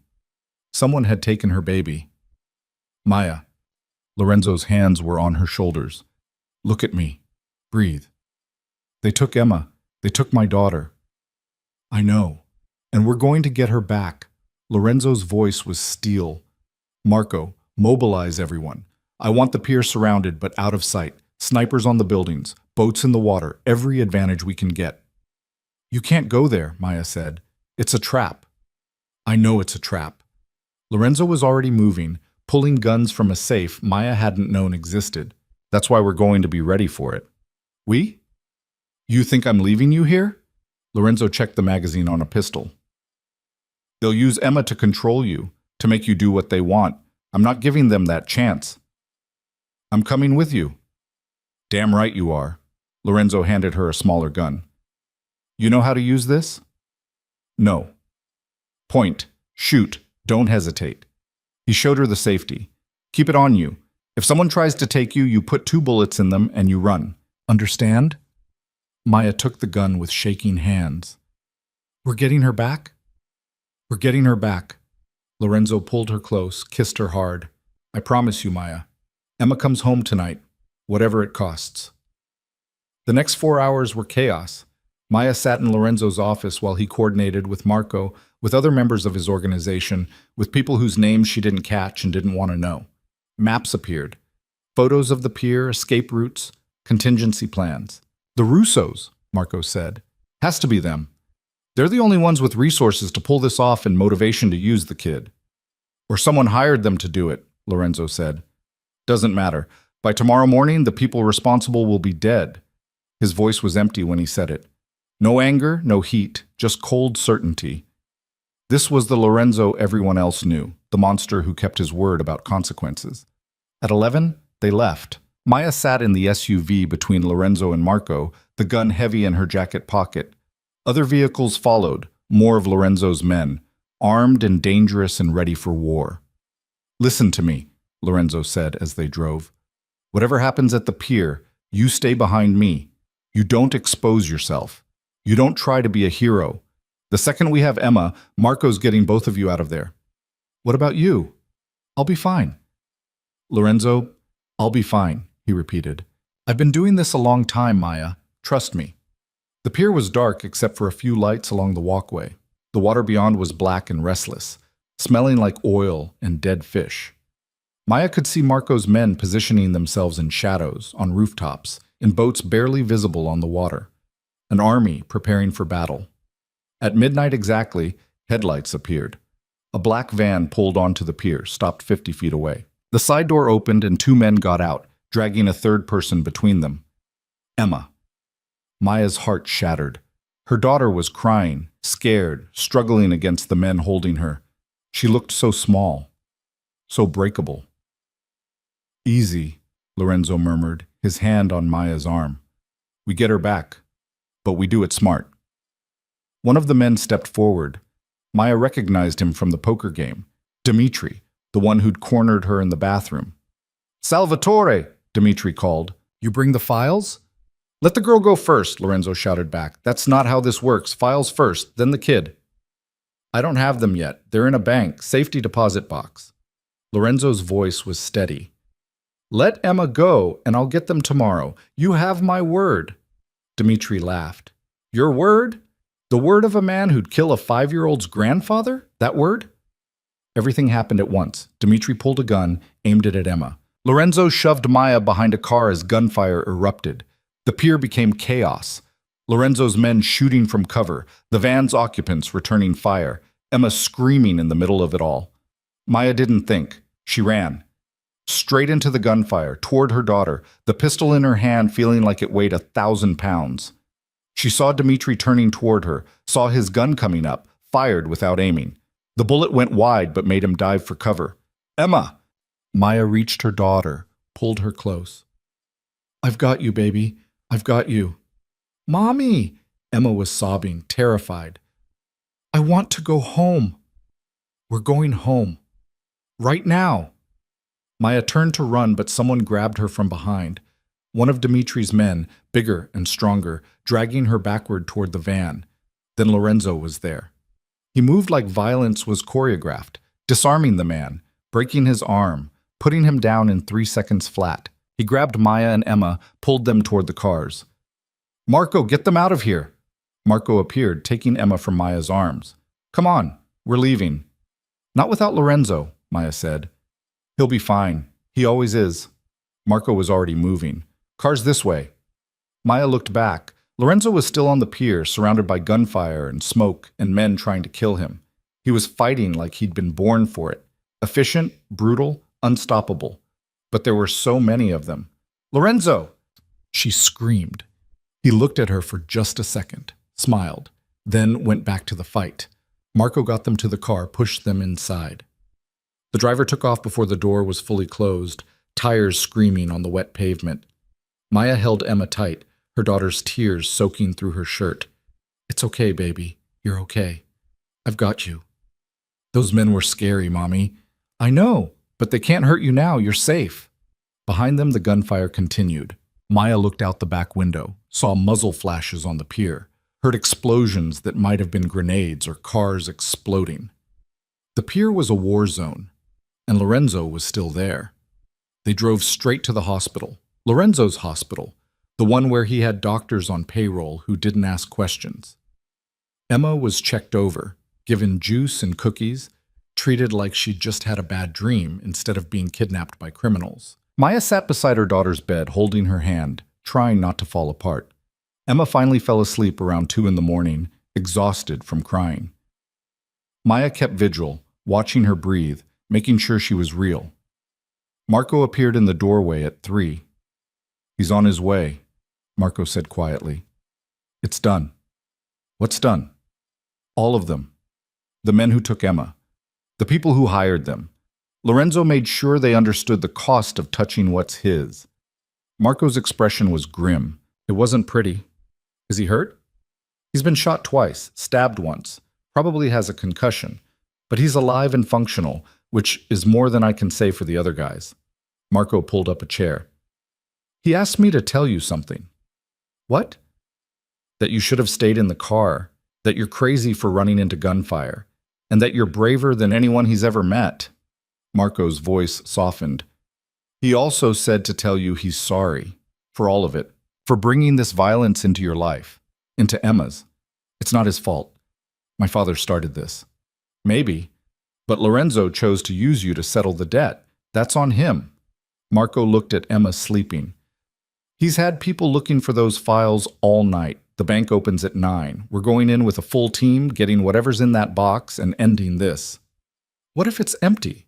What if the files aren't there? Then we keep looking. But one way or another, this ends.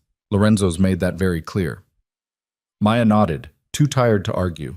She leaned back in the uncomfortable hospital chair and closed her eyes. Lorenzo arrived at dawn, looking like he'd been through a war.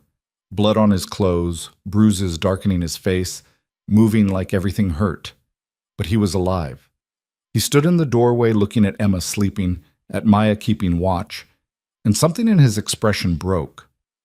I'm sorry, he he said quietly. You already apologized. I'll keep apologizing until it means something. Lorenzo moved into the room slowly, like he was afraid he might wake Emma.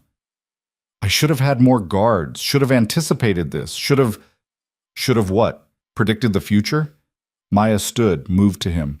You saved her. You saved both of us. After putting you in danger in the first place. My father did that. Maya paused. You just became something I didn't expect. What's that? Someone I trust. She reached up, touched his face gently, careful of the bruises.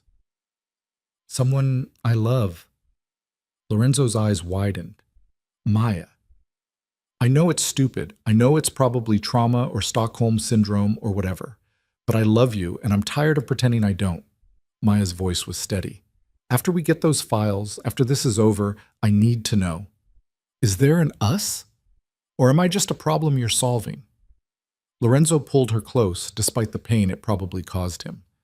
There's an us. There's been an us since you knocked on my door looking like hell and asking for help. I just didn't want to admit it. And now? Now I'm admitting it. You and Emma, you're mine. And I protect what's mine. He kissed her softly. After today, everything changes.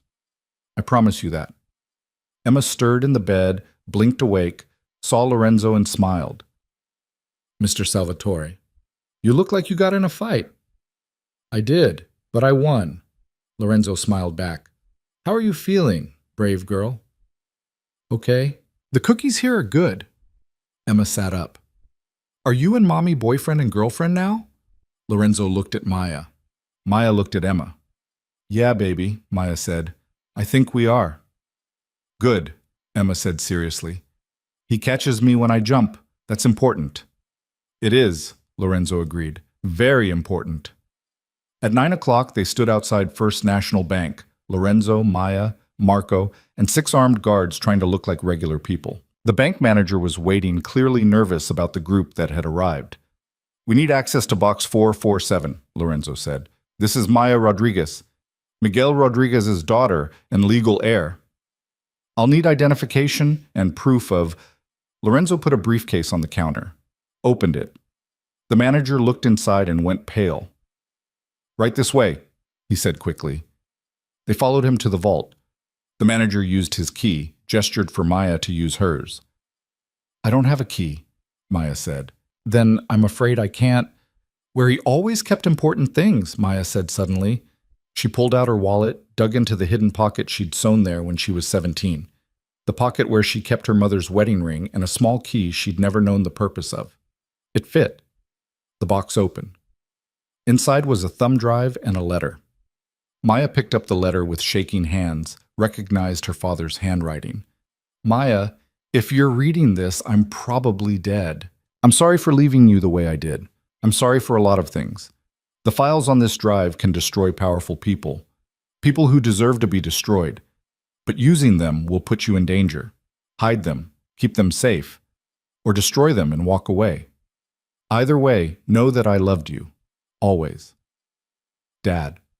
Maya handed the drive to Lorenzo. It's yours. Do whatever you need to do. Lorenzo looked at the drive, at Maya, at the letter still in her hands. Are you sure? I'm sure. My father's past doesn't have to be my future, or Emma's. Maya's voice was steady. End this, however you need to. Lorenzo pocketed the drive. It's already over. They left the bank, got into the SUV. Lorenzo made one call. I have them. Everyone backs off. Now.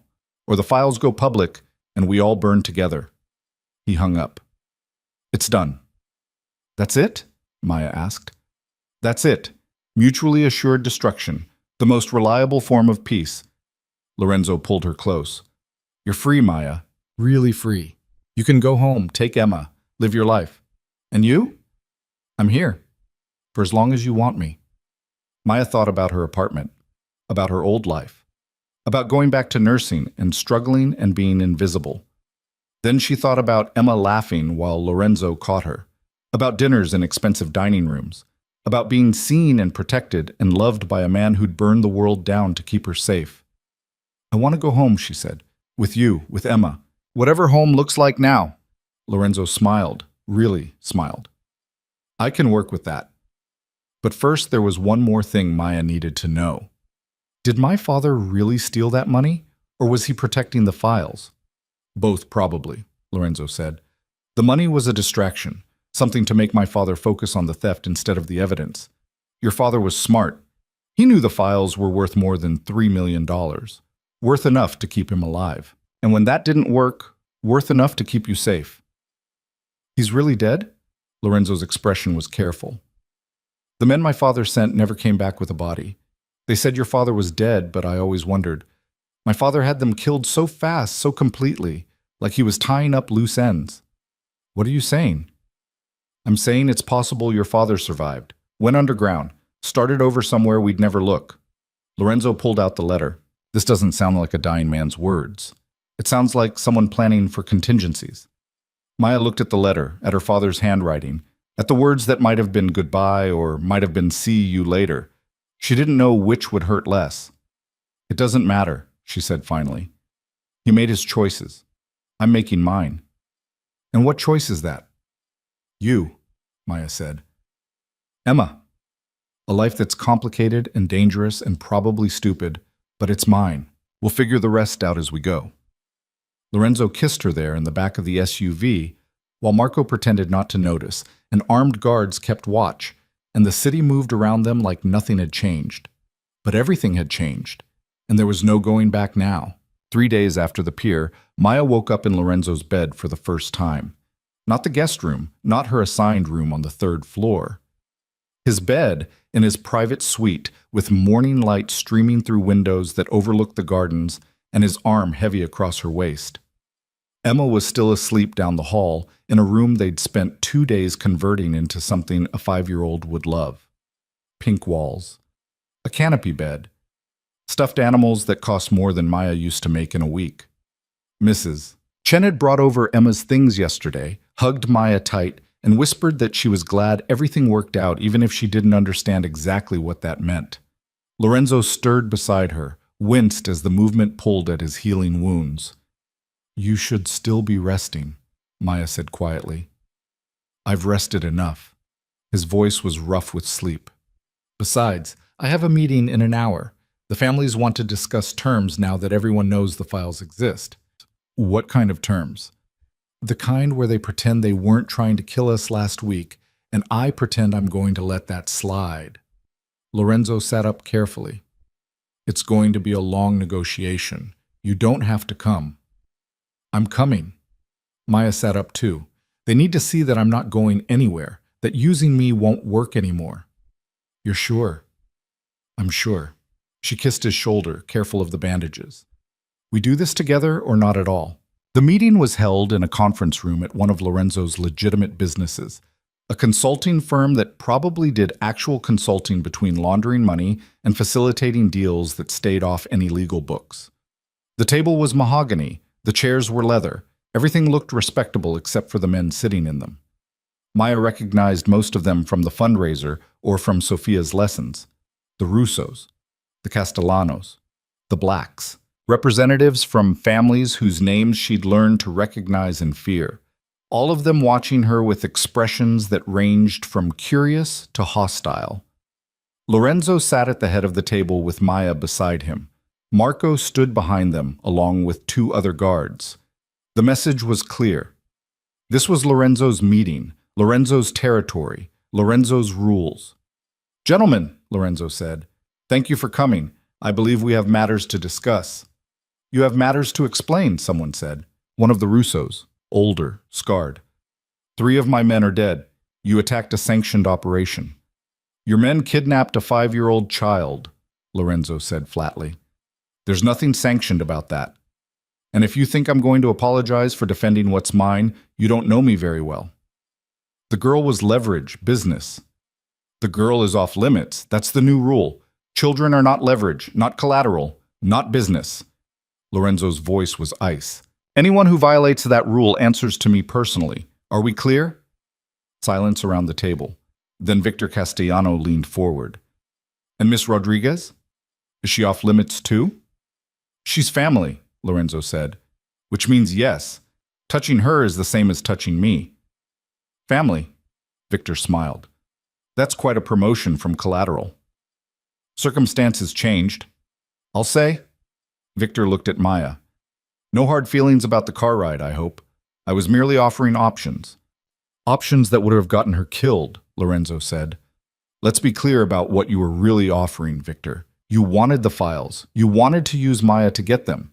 And when she was no longer useful, you would have disposed of her like everyone else in this room would have. That's a harsh accusation, another man said. One of the blacks, younger, wearing a suit that screamed new money, trying to look old. It's the truth. Lorenzo pulled out the thumb drive, set it on the table. Every eye in the room locked onto it. This is what you all want. Evidence of crimes, payoffs, murders. Enough to put everyone in this room away for life. Plus their associates, their families, their entire organizations. Then why haven't you used it? The Russo demanded. Because I'm not stupid. The moment I release this information, I destroy myself along with everyone else. My father's crimes are on here too, his deals, his murders, everything. Lorenzo leaned back. But I'm willing to make copies. Give each family their own insurance. Mutually assured destruction. Nobody can move against anyone else without bringing everyone down. That's insane, Victor said. That's peace, Lorenzo corrected. Real peace. Not the temporary kind we've had for years where everyone's waiting for an opening. This is permanent. None of us can afford to go to war because we're all holding nuclear weapons. The room erupted in argument. Voices talking over each other, accusations flying, threats being made.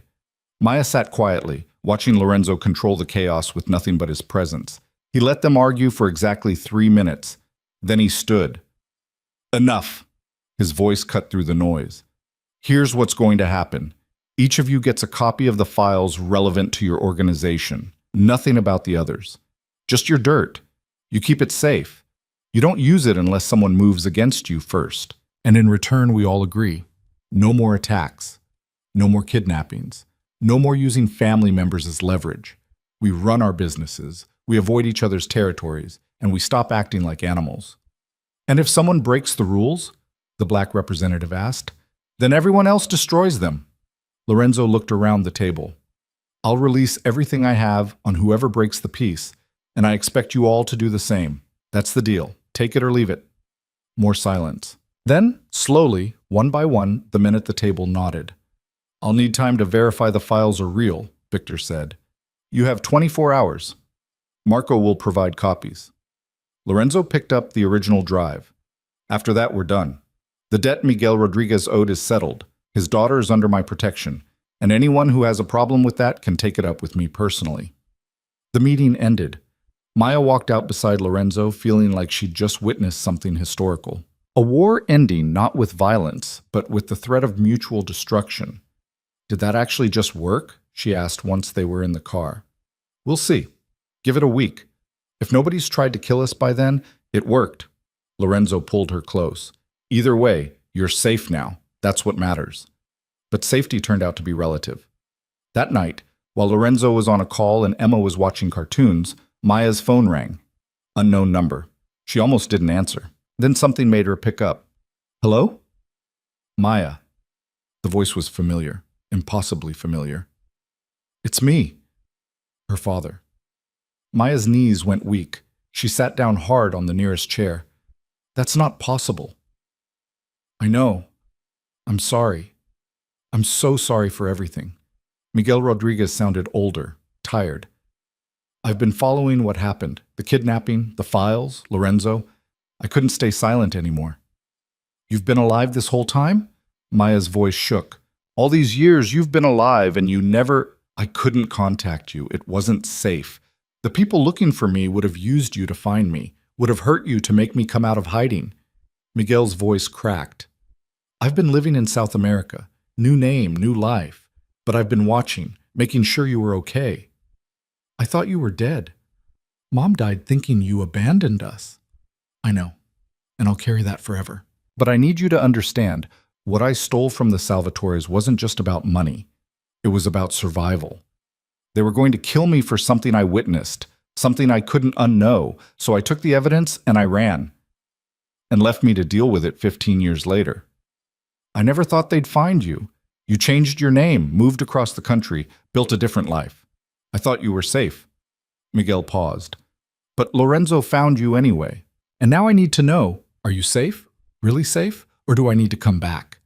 Maya looked toward the living room where Emma was laughing at something on TV.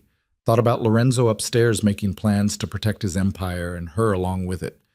Thought about the life she'd built in the past month. Complicated, dangerous, but hers. I'm safe, she said.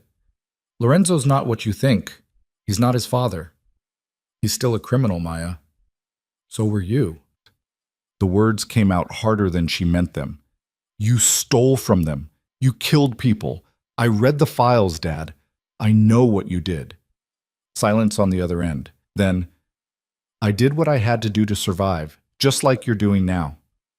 I'm not just surviving, I'm living. I have Emma. I have Lorenzo. I have a life that's mine. Maya's throat was tight. And I'm not giving that up. Not for you. Not for anyone. Does he know you're talking to me? Not yet. But I'll tell him. Maya, don't... I love him, Dad. I know that's probably insane. I know it doesn't make sense, but I do. And he loves me, and Emma, and we're building something real here. Maya stood, walked to the window. I'm glad you're alive. I am, but my life is here now, with him. Miguel was quiet for a long time. Okay. Just promise me one thing. What? If it goes wrong, if he hurts you or Emma, you call this number. I'll come get you. I'll make sure you disappear so completely that nobody will ever find you. Miguel's voice was fierce. I failed you once. I won't do it again. Okay, Maya said. I promise. She hung up, stood there shaking until Lorenzo found her. Who was that? He asked. My father. He's alive. Lorenzo's expression went carefully blank. Where is he? South America somewhere. He didn't say exactly where. Maya turned to face him. He wanted to make sure I was safe, that you weren't hurting me. And what did you tell him? That I love you, that I'm staying. Maya moved closer. But I need to know something. If you'd known he was alive, would you have killed him? Lorenzo didn't answer right away. When he did, his voice was honest. A month ago? Yes, absolutely, without hesitation. And now? Now I'm standing here with his daughter in my arms, his granddaughter in my house, trying to figure out how to be something other than what my father made me. Lorenzo cupped her face. So no, I wouldn't kill him, but I'd want to, for what he put you through, for the pain he caused. He did what he thought he had to do. So did I when I trapped you here. Lorenzo's thumb brushed her cheek. We're all just trying to survive our father's mistakes. Then let's stop surviving and start living. Maya kissed him. No more debts, no more revenge, just us, our family. Whatever that looks like. I can try. Lorenzo pulled her close. For you, I can try. The weeks that followed were strange and wonderful and occasionally terrifying. Lorenzo kept his word about the files, gave copies to each family, maintained the peace through fear of mutual destruction. It worked. Mostly. There were still tensions, still moments where violence felt inevitable, but it never quite boiled over. Maya went back to nursing, but part-time now, at a clinic Lorenzo funded that served people who couldn't afford regular health care. It felt good to save lives again, to be someone other than Lorenzo Salvatore's partner, to remember who she'd been before everything changed. Emma started at a new school, one with security that would make the Secret Service jealous, but looked like a regular private academy. She made friends, had playdates supervised by armed guards pretending to be regular parents, came home talking about art class and recess, and the boy who'd tried to kiss her cheek and gotten shoved for his trouble. She's tough, Lorenzo said one night, watching Emma demonstrate a self-defense move Marco had taught her. Like her mother. She's 5, Maya said. She shouldn't need to know self-defense. Probably not, but she's growing up in my world. Better she knows how to protect herself. Lorenzo pulled Maya onto his lap. Besides, Marco says she's a natural, fast learner, good instincts. Great. My daughter's going to grow up to be a crime boss, or a bodyguard, or a lawyer, or whatever she wants. Lorenzo kissed Maya's neck. We're giving her options. That's more than either of us had. It wasn't perfect. There were nights Maya woke up from nightmares about the pier, about Emma screaming, about bullets and blood and losing everything. There were arguments when Lorenzo's world crashed into hers in ways she couldn't ignore. There were moments when she questioned whether this was really the life she wanted. But then Lorenzo would catch Emma when she jumped off increasingly dangerous heights. Or he'd show up at the clinic with lunch when Maya forgot to eat.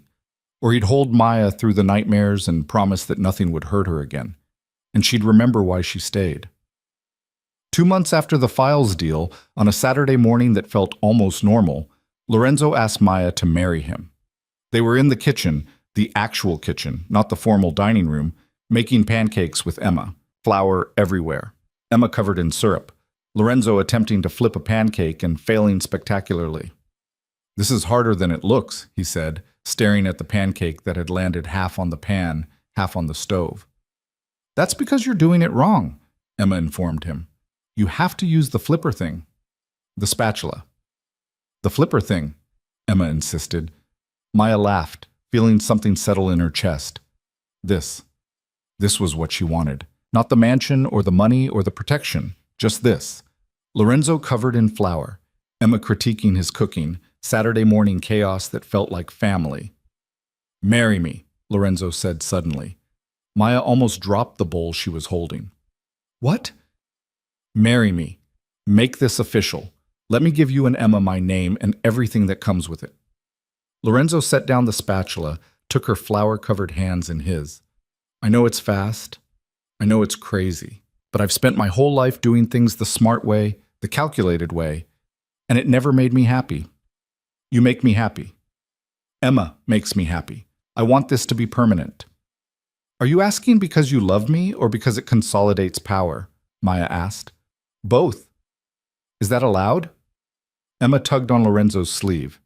"If you marry Mommy, does that make you my dad?" Lorenzo looked down at her, his expression soft. "If you want me to be." Emma considered this seriously. "Will you still catch me when I jump?" "Always." "Okay, then yes." Emma grinned.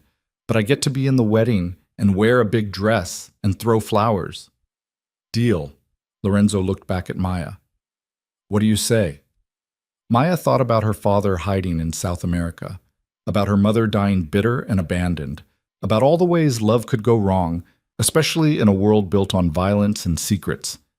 Then she thought about Lorenzo choosing mercy over revenge, about building something legitimate to honor the lives lost, about catching children when they jumped and keeping promises even when they cost him. "Yes," she said, "on one condition. Name it. We do this right. I want a real marriage, not a business arrangement that happens to include feelings. Real partnership, real honesty, no more secrets." "No more secrets," Lorenzo agreed. "Starting now. Ask me anything." "Did you really order the Russos killed after the pier?" "Yes, all of them. The men who took Emma and the people who gave the order." Lorenzo's voice was steady. "I'd do it again." "I know, and I'm okay with that, which probably makes me a terrible person." Maya pulled him closer. "But I need you to promise me something else." "What?" "We find a way out, maybe not today, maybe not this year, but eventually we transition everything to legitimate business. No more violence, no more wars. We build something Emma can be proud of." Lorenzo was quiet for a moment. "That's a big ask."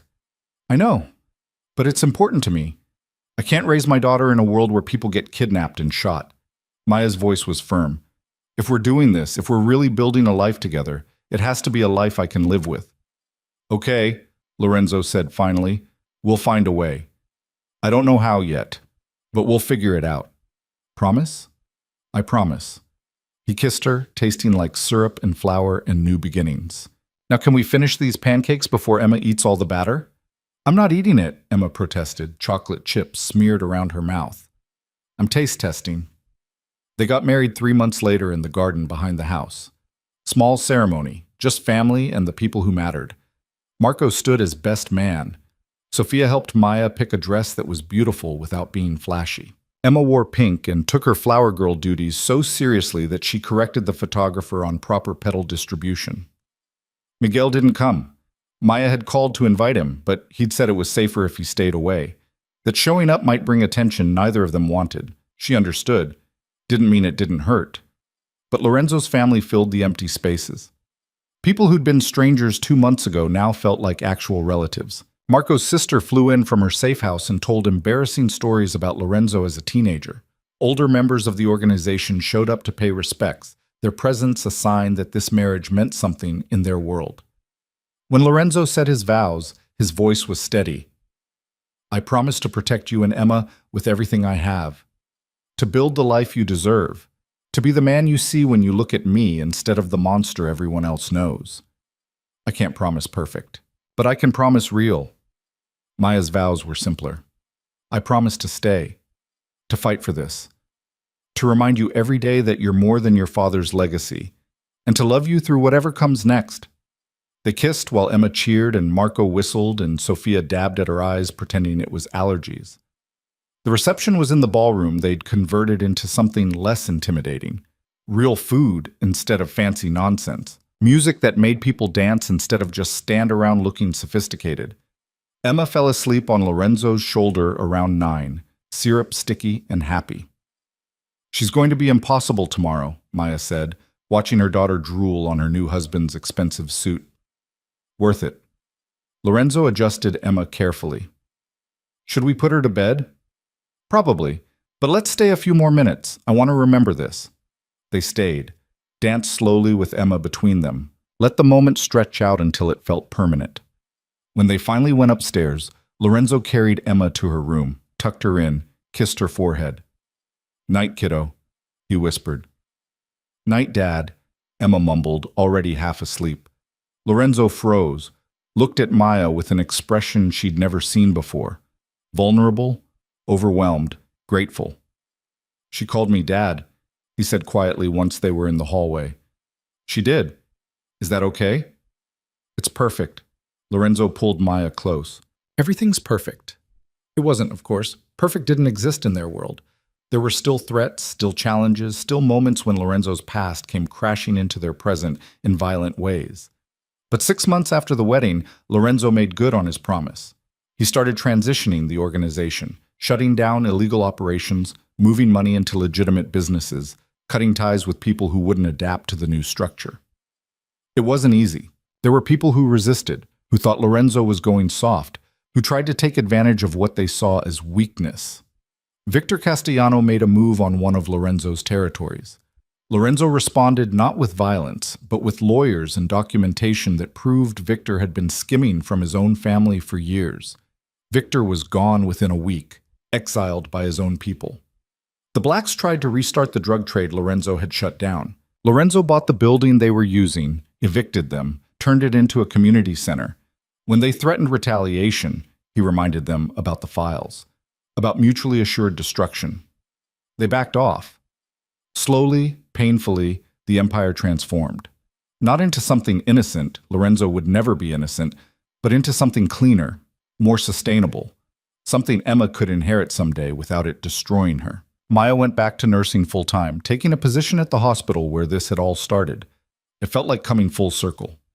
Every time she drove past the parking lot where her car had broken down, she thought about that night, about knocking on a stranger's door, about how one moment of desperation had changed everything. A year after the wedding, on a Tuesday that felt like any other, Maya came home to find Lorenzo in Emma's room. They were building a blanket fort, arguing about structural integrity. It needs more pillows, Emma insisted.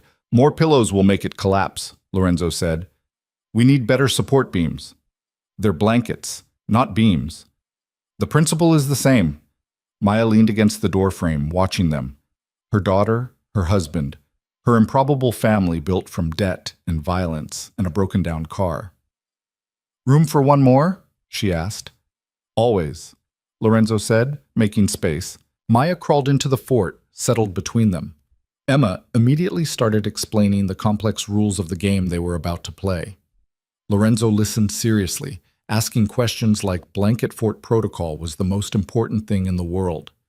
This was the life Miguel had died protecting, the life Lorenzo had killed to defend, the life Maya had chosen despite every reason to run. It wasn't perfect, but it was real, and it was theirs. 2 years after that night at the pier, Lorenzo officially retired from active leadership of the organization. handed control to Marco, who'd proven himself capable of running things the new way. Lorenzo kept a seat on the board, maintained oversight, but stepped back from daily operations. "I want to do something different," he told Maya one night, "something that actually helps people instead of just controlling them." They started a foundation, named it after Lorenzo's mother, who died when he was young and never gotten to see what her son had become. The foundation funded healthcare clinics, job training programs, housing for people transitioning out of prison. Everything Lorenzo's world had destroyed, they now tried to rebuild. Emma grew up knowing her father ran a foundation, not a crime family. Knew her mother saved lives at the hospital. Knew her grandfather had made mistakes but was still alive somewhere, sending cards on birthdays even if he couldn't visit. She grew up safe, protected, loved, with a father who caught her when she jumped, and a mother who taught her that strength meant choosing kindness even when violence was easier. On what would have been Miguel Rodriguez's 70th birthday, Maya got a package. No return address. Inside was a photo of her father on a beach somewhere tropical, smiling, looking healthier than he had in her childhood memories. On the back, written in his handwriting, "You did good, kiddo. Better than I ever could have. Live well. Love hard. I'm proud of you." Maya put the photo in her bedside drawer. Didn't tell Lorenzo.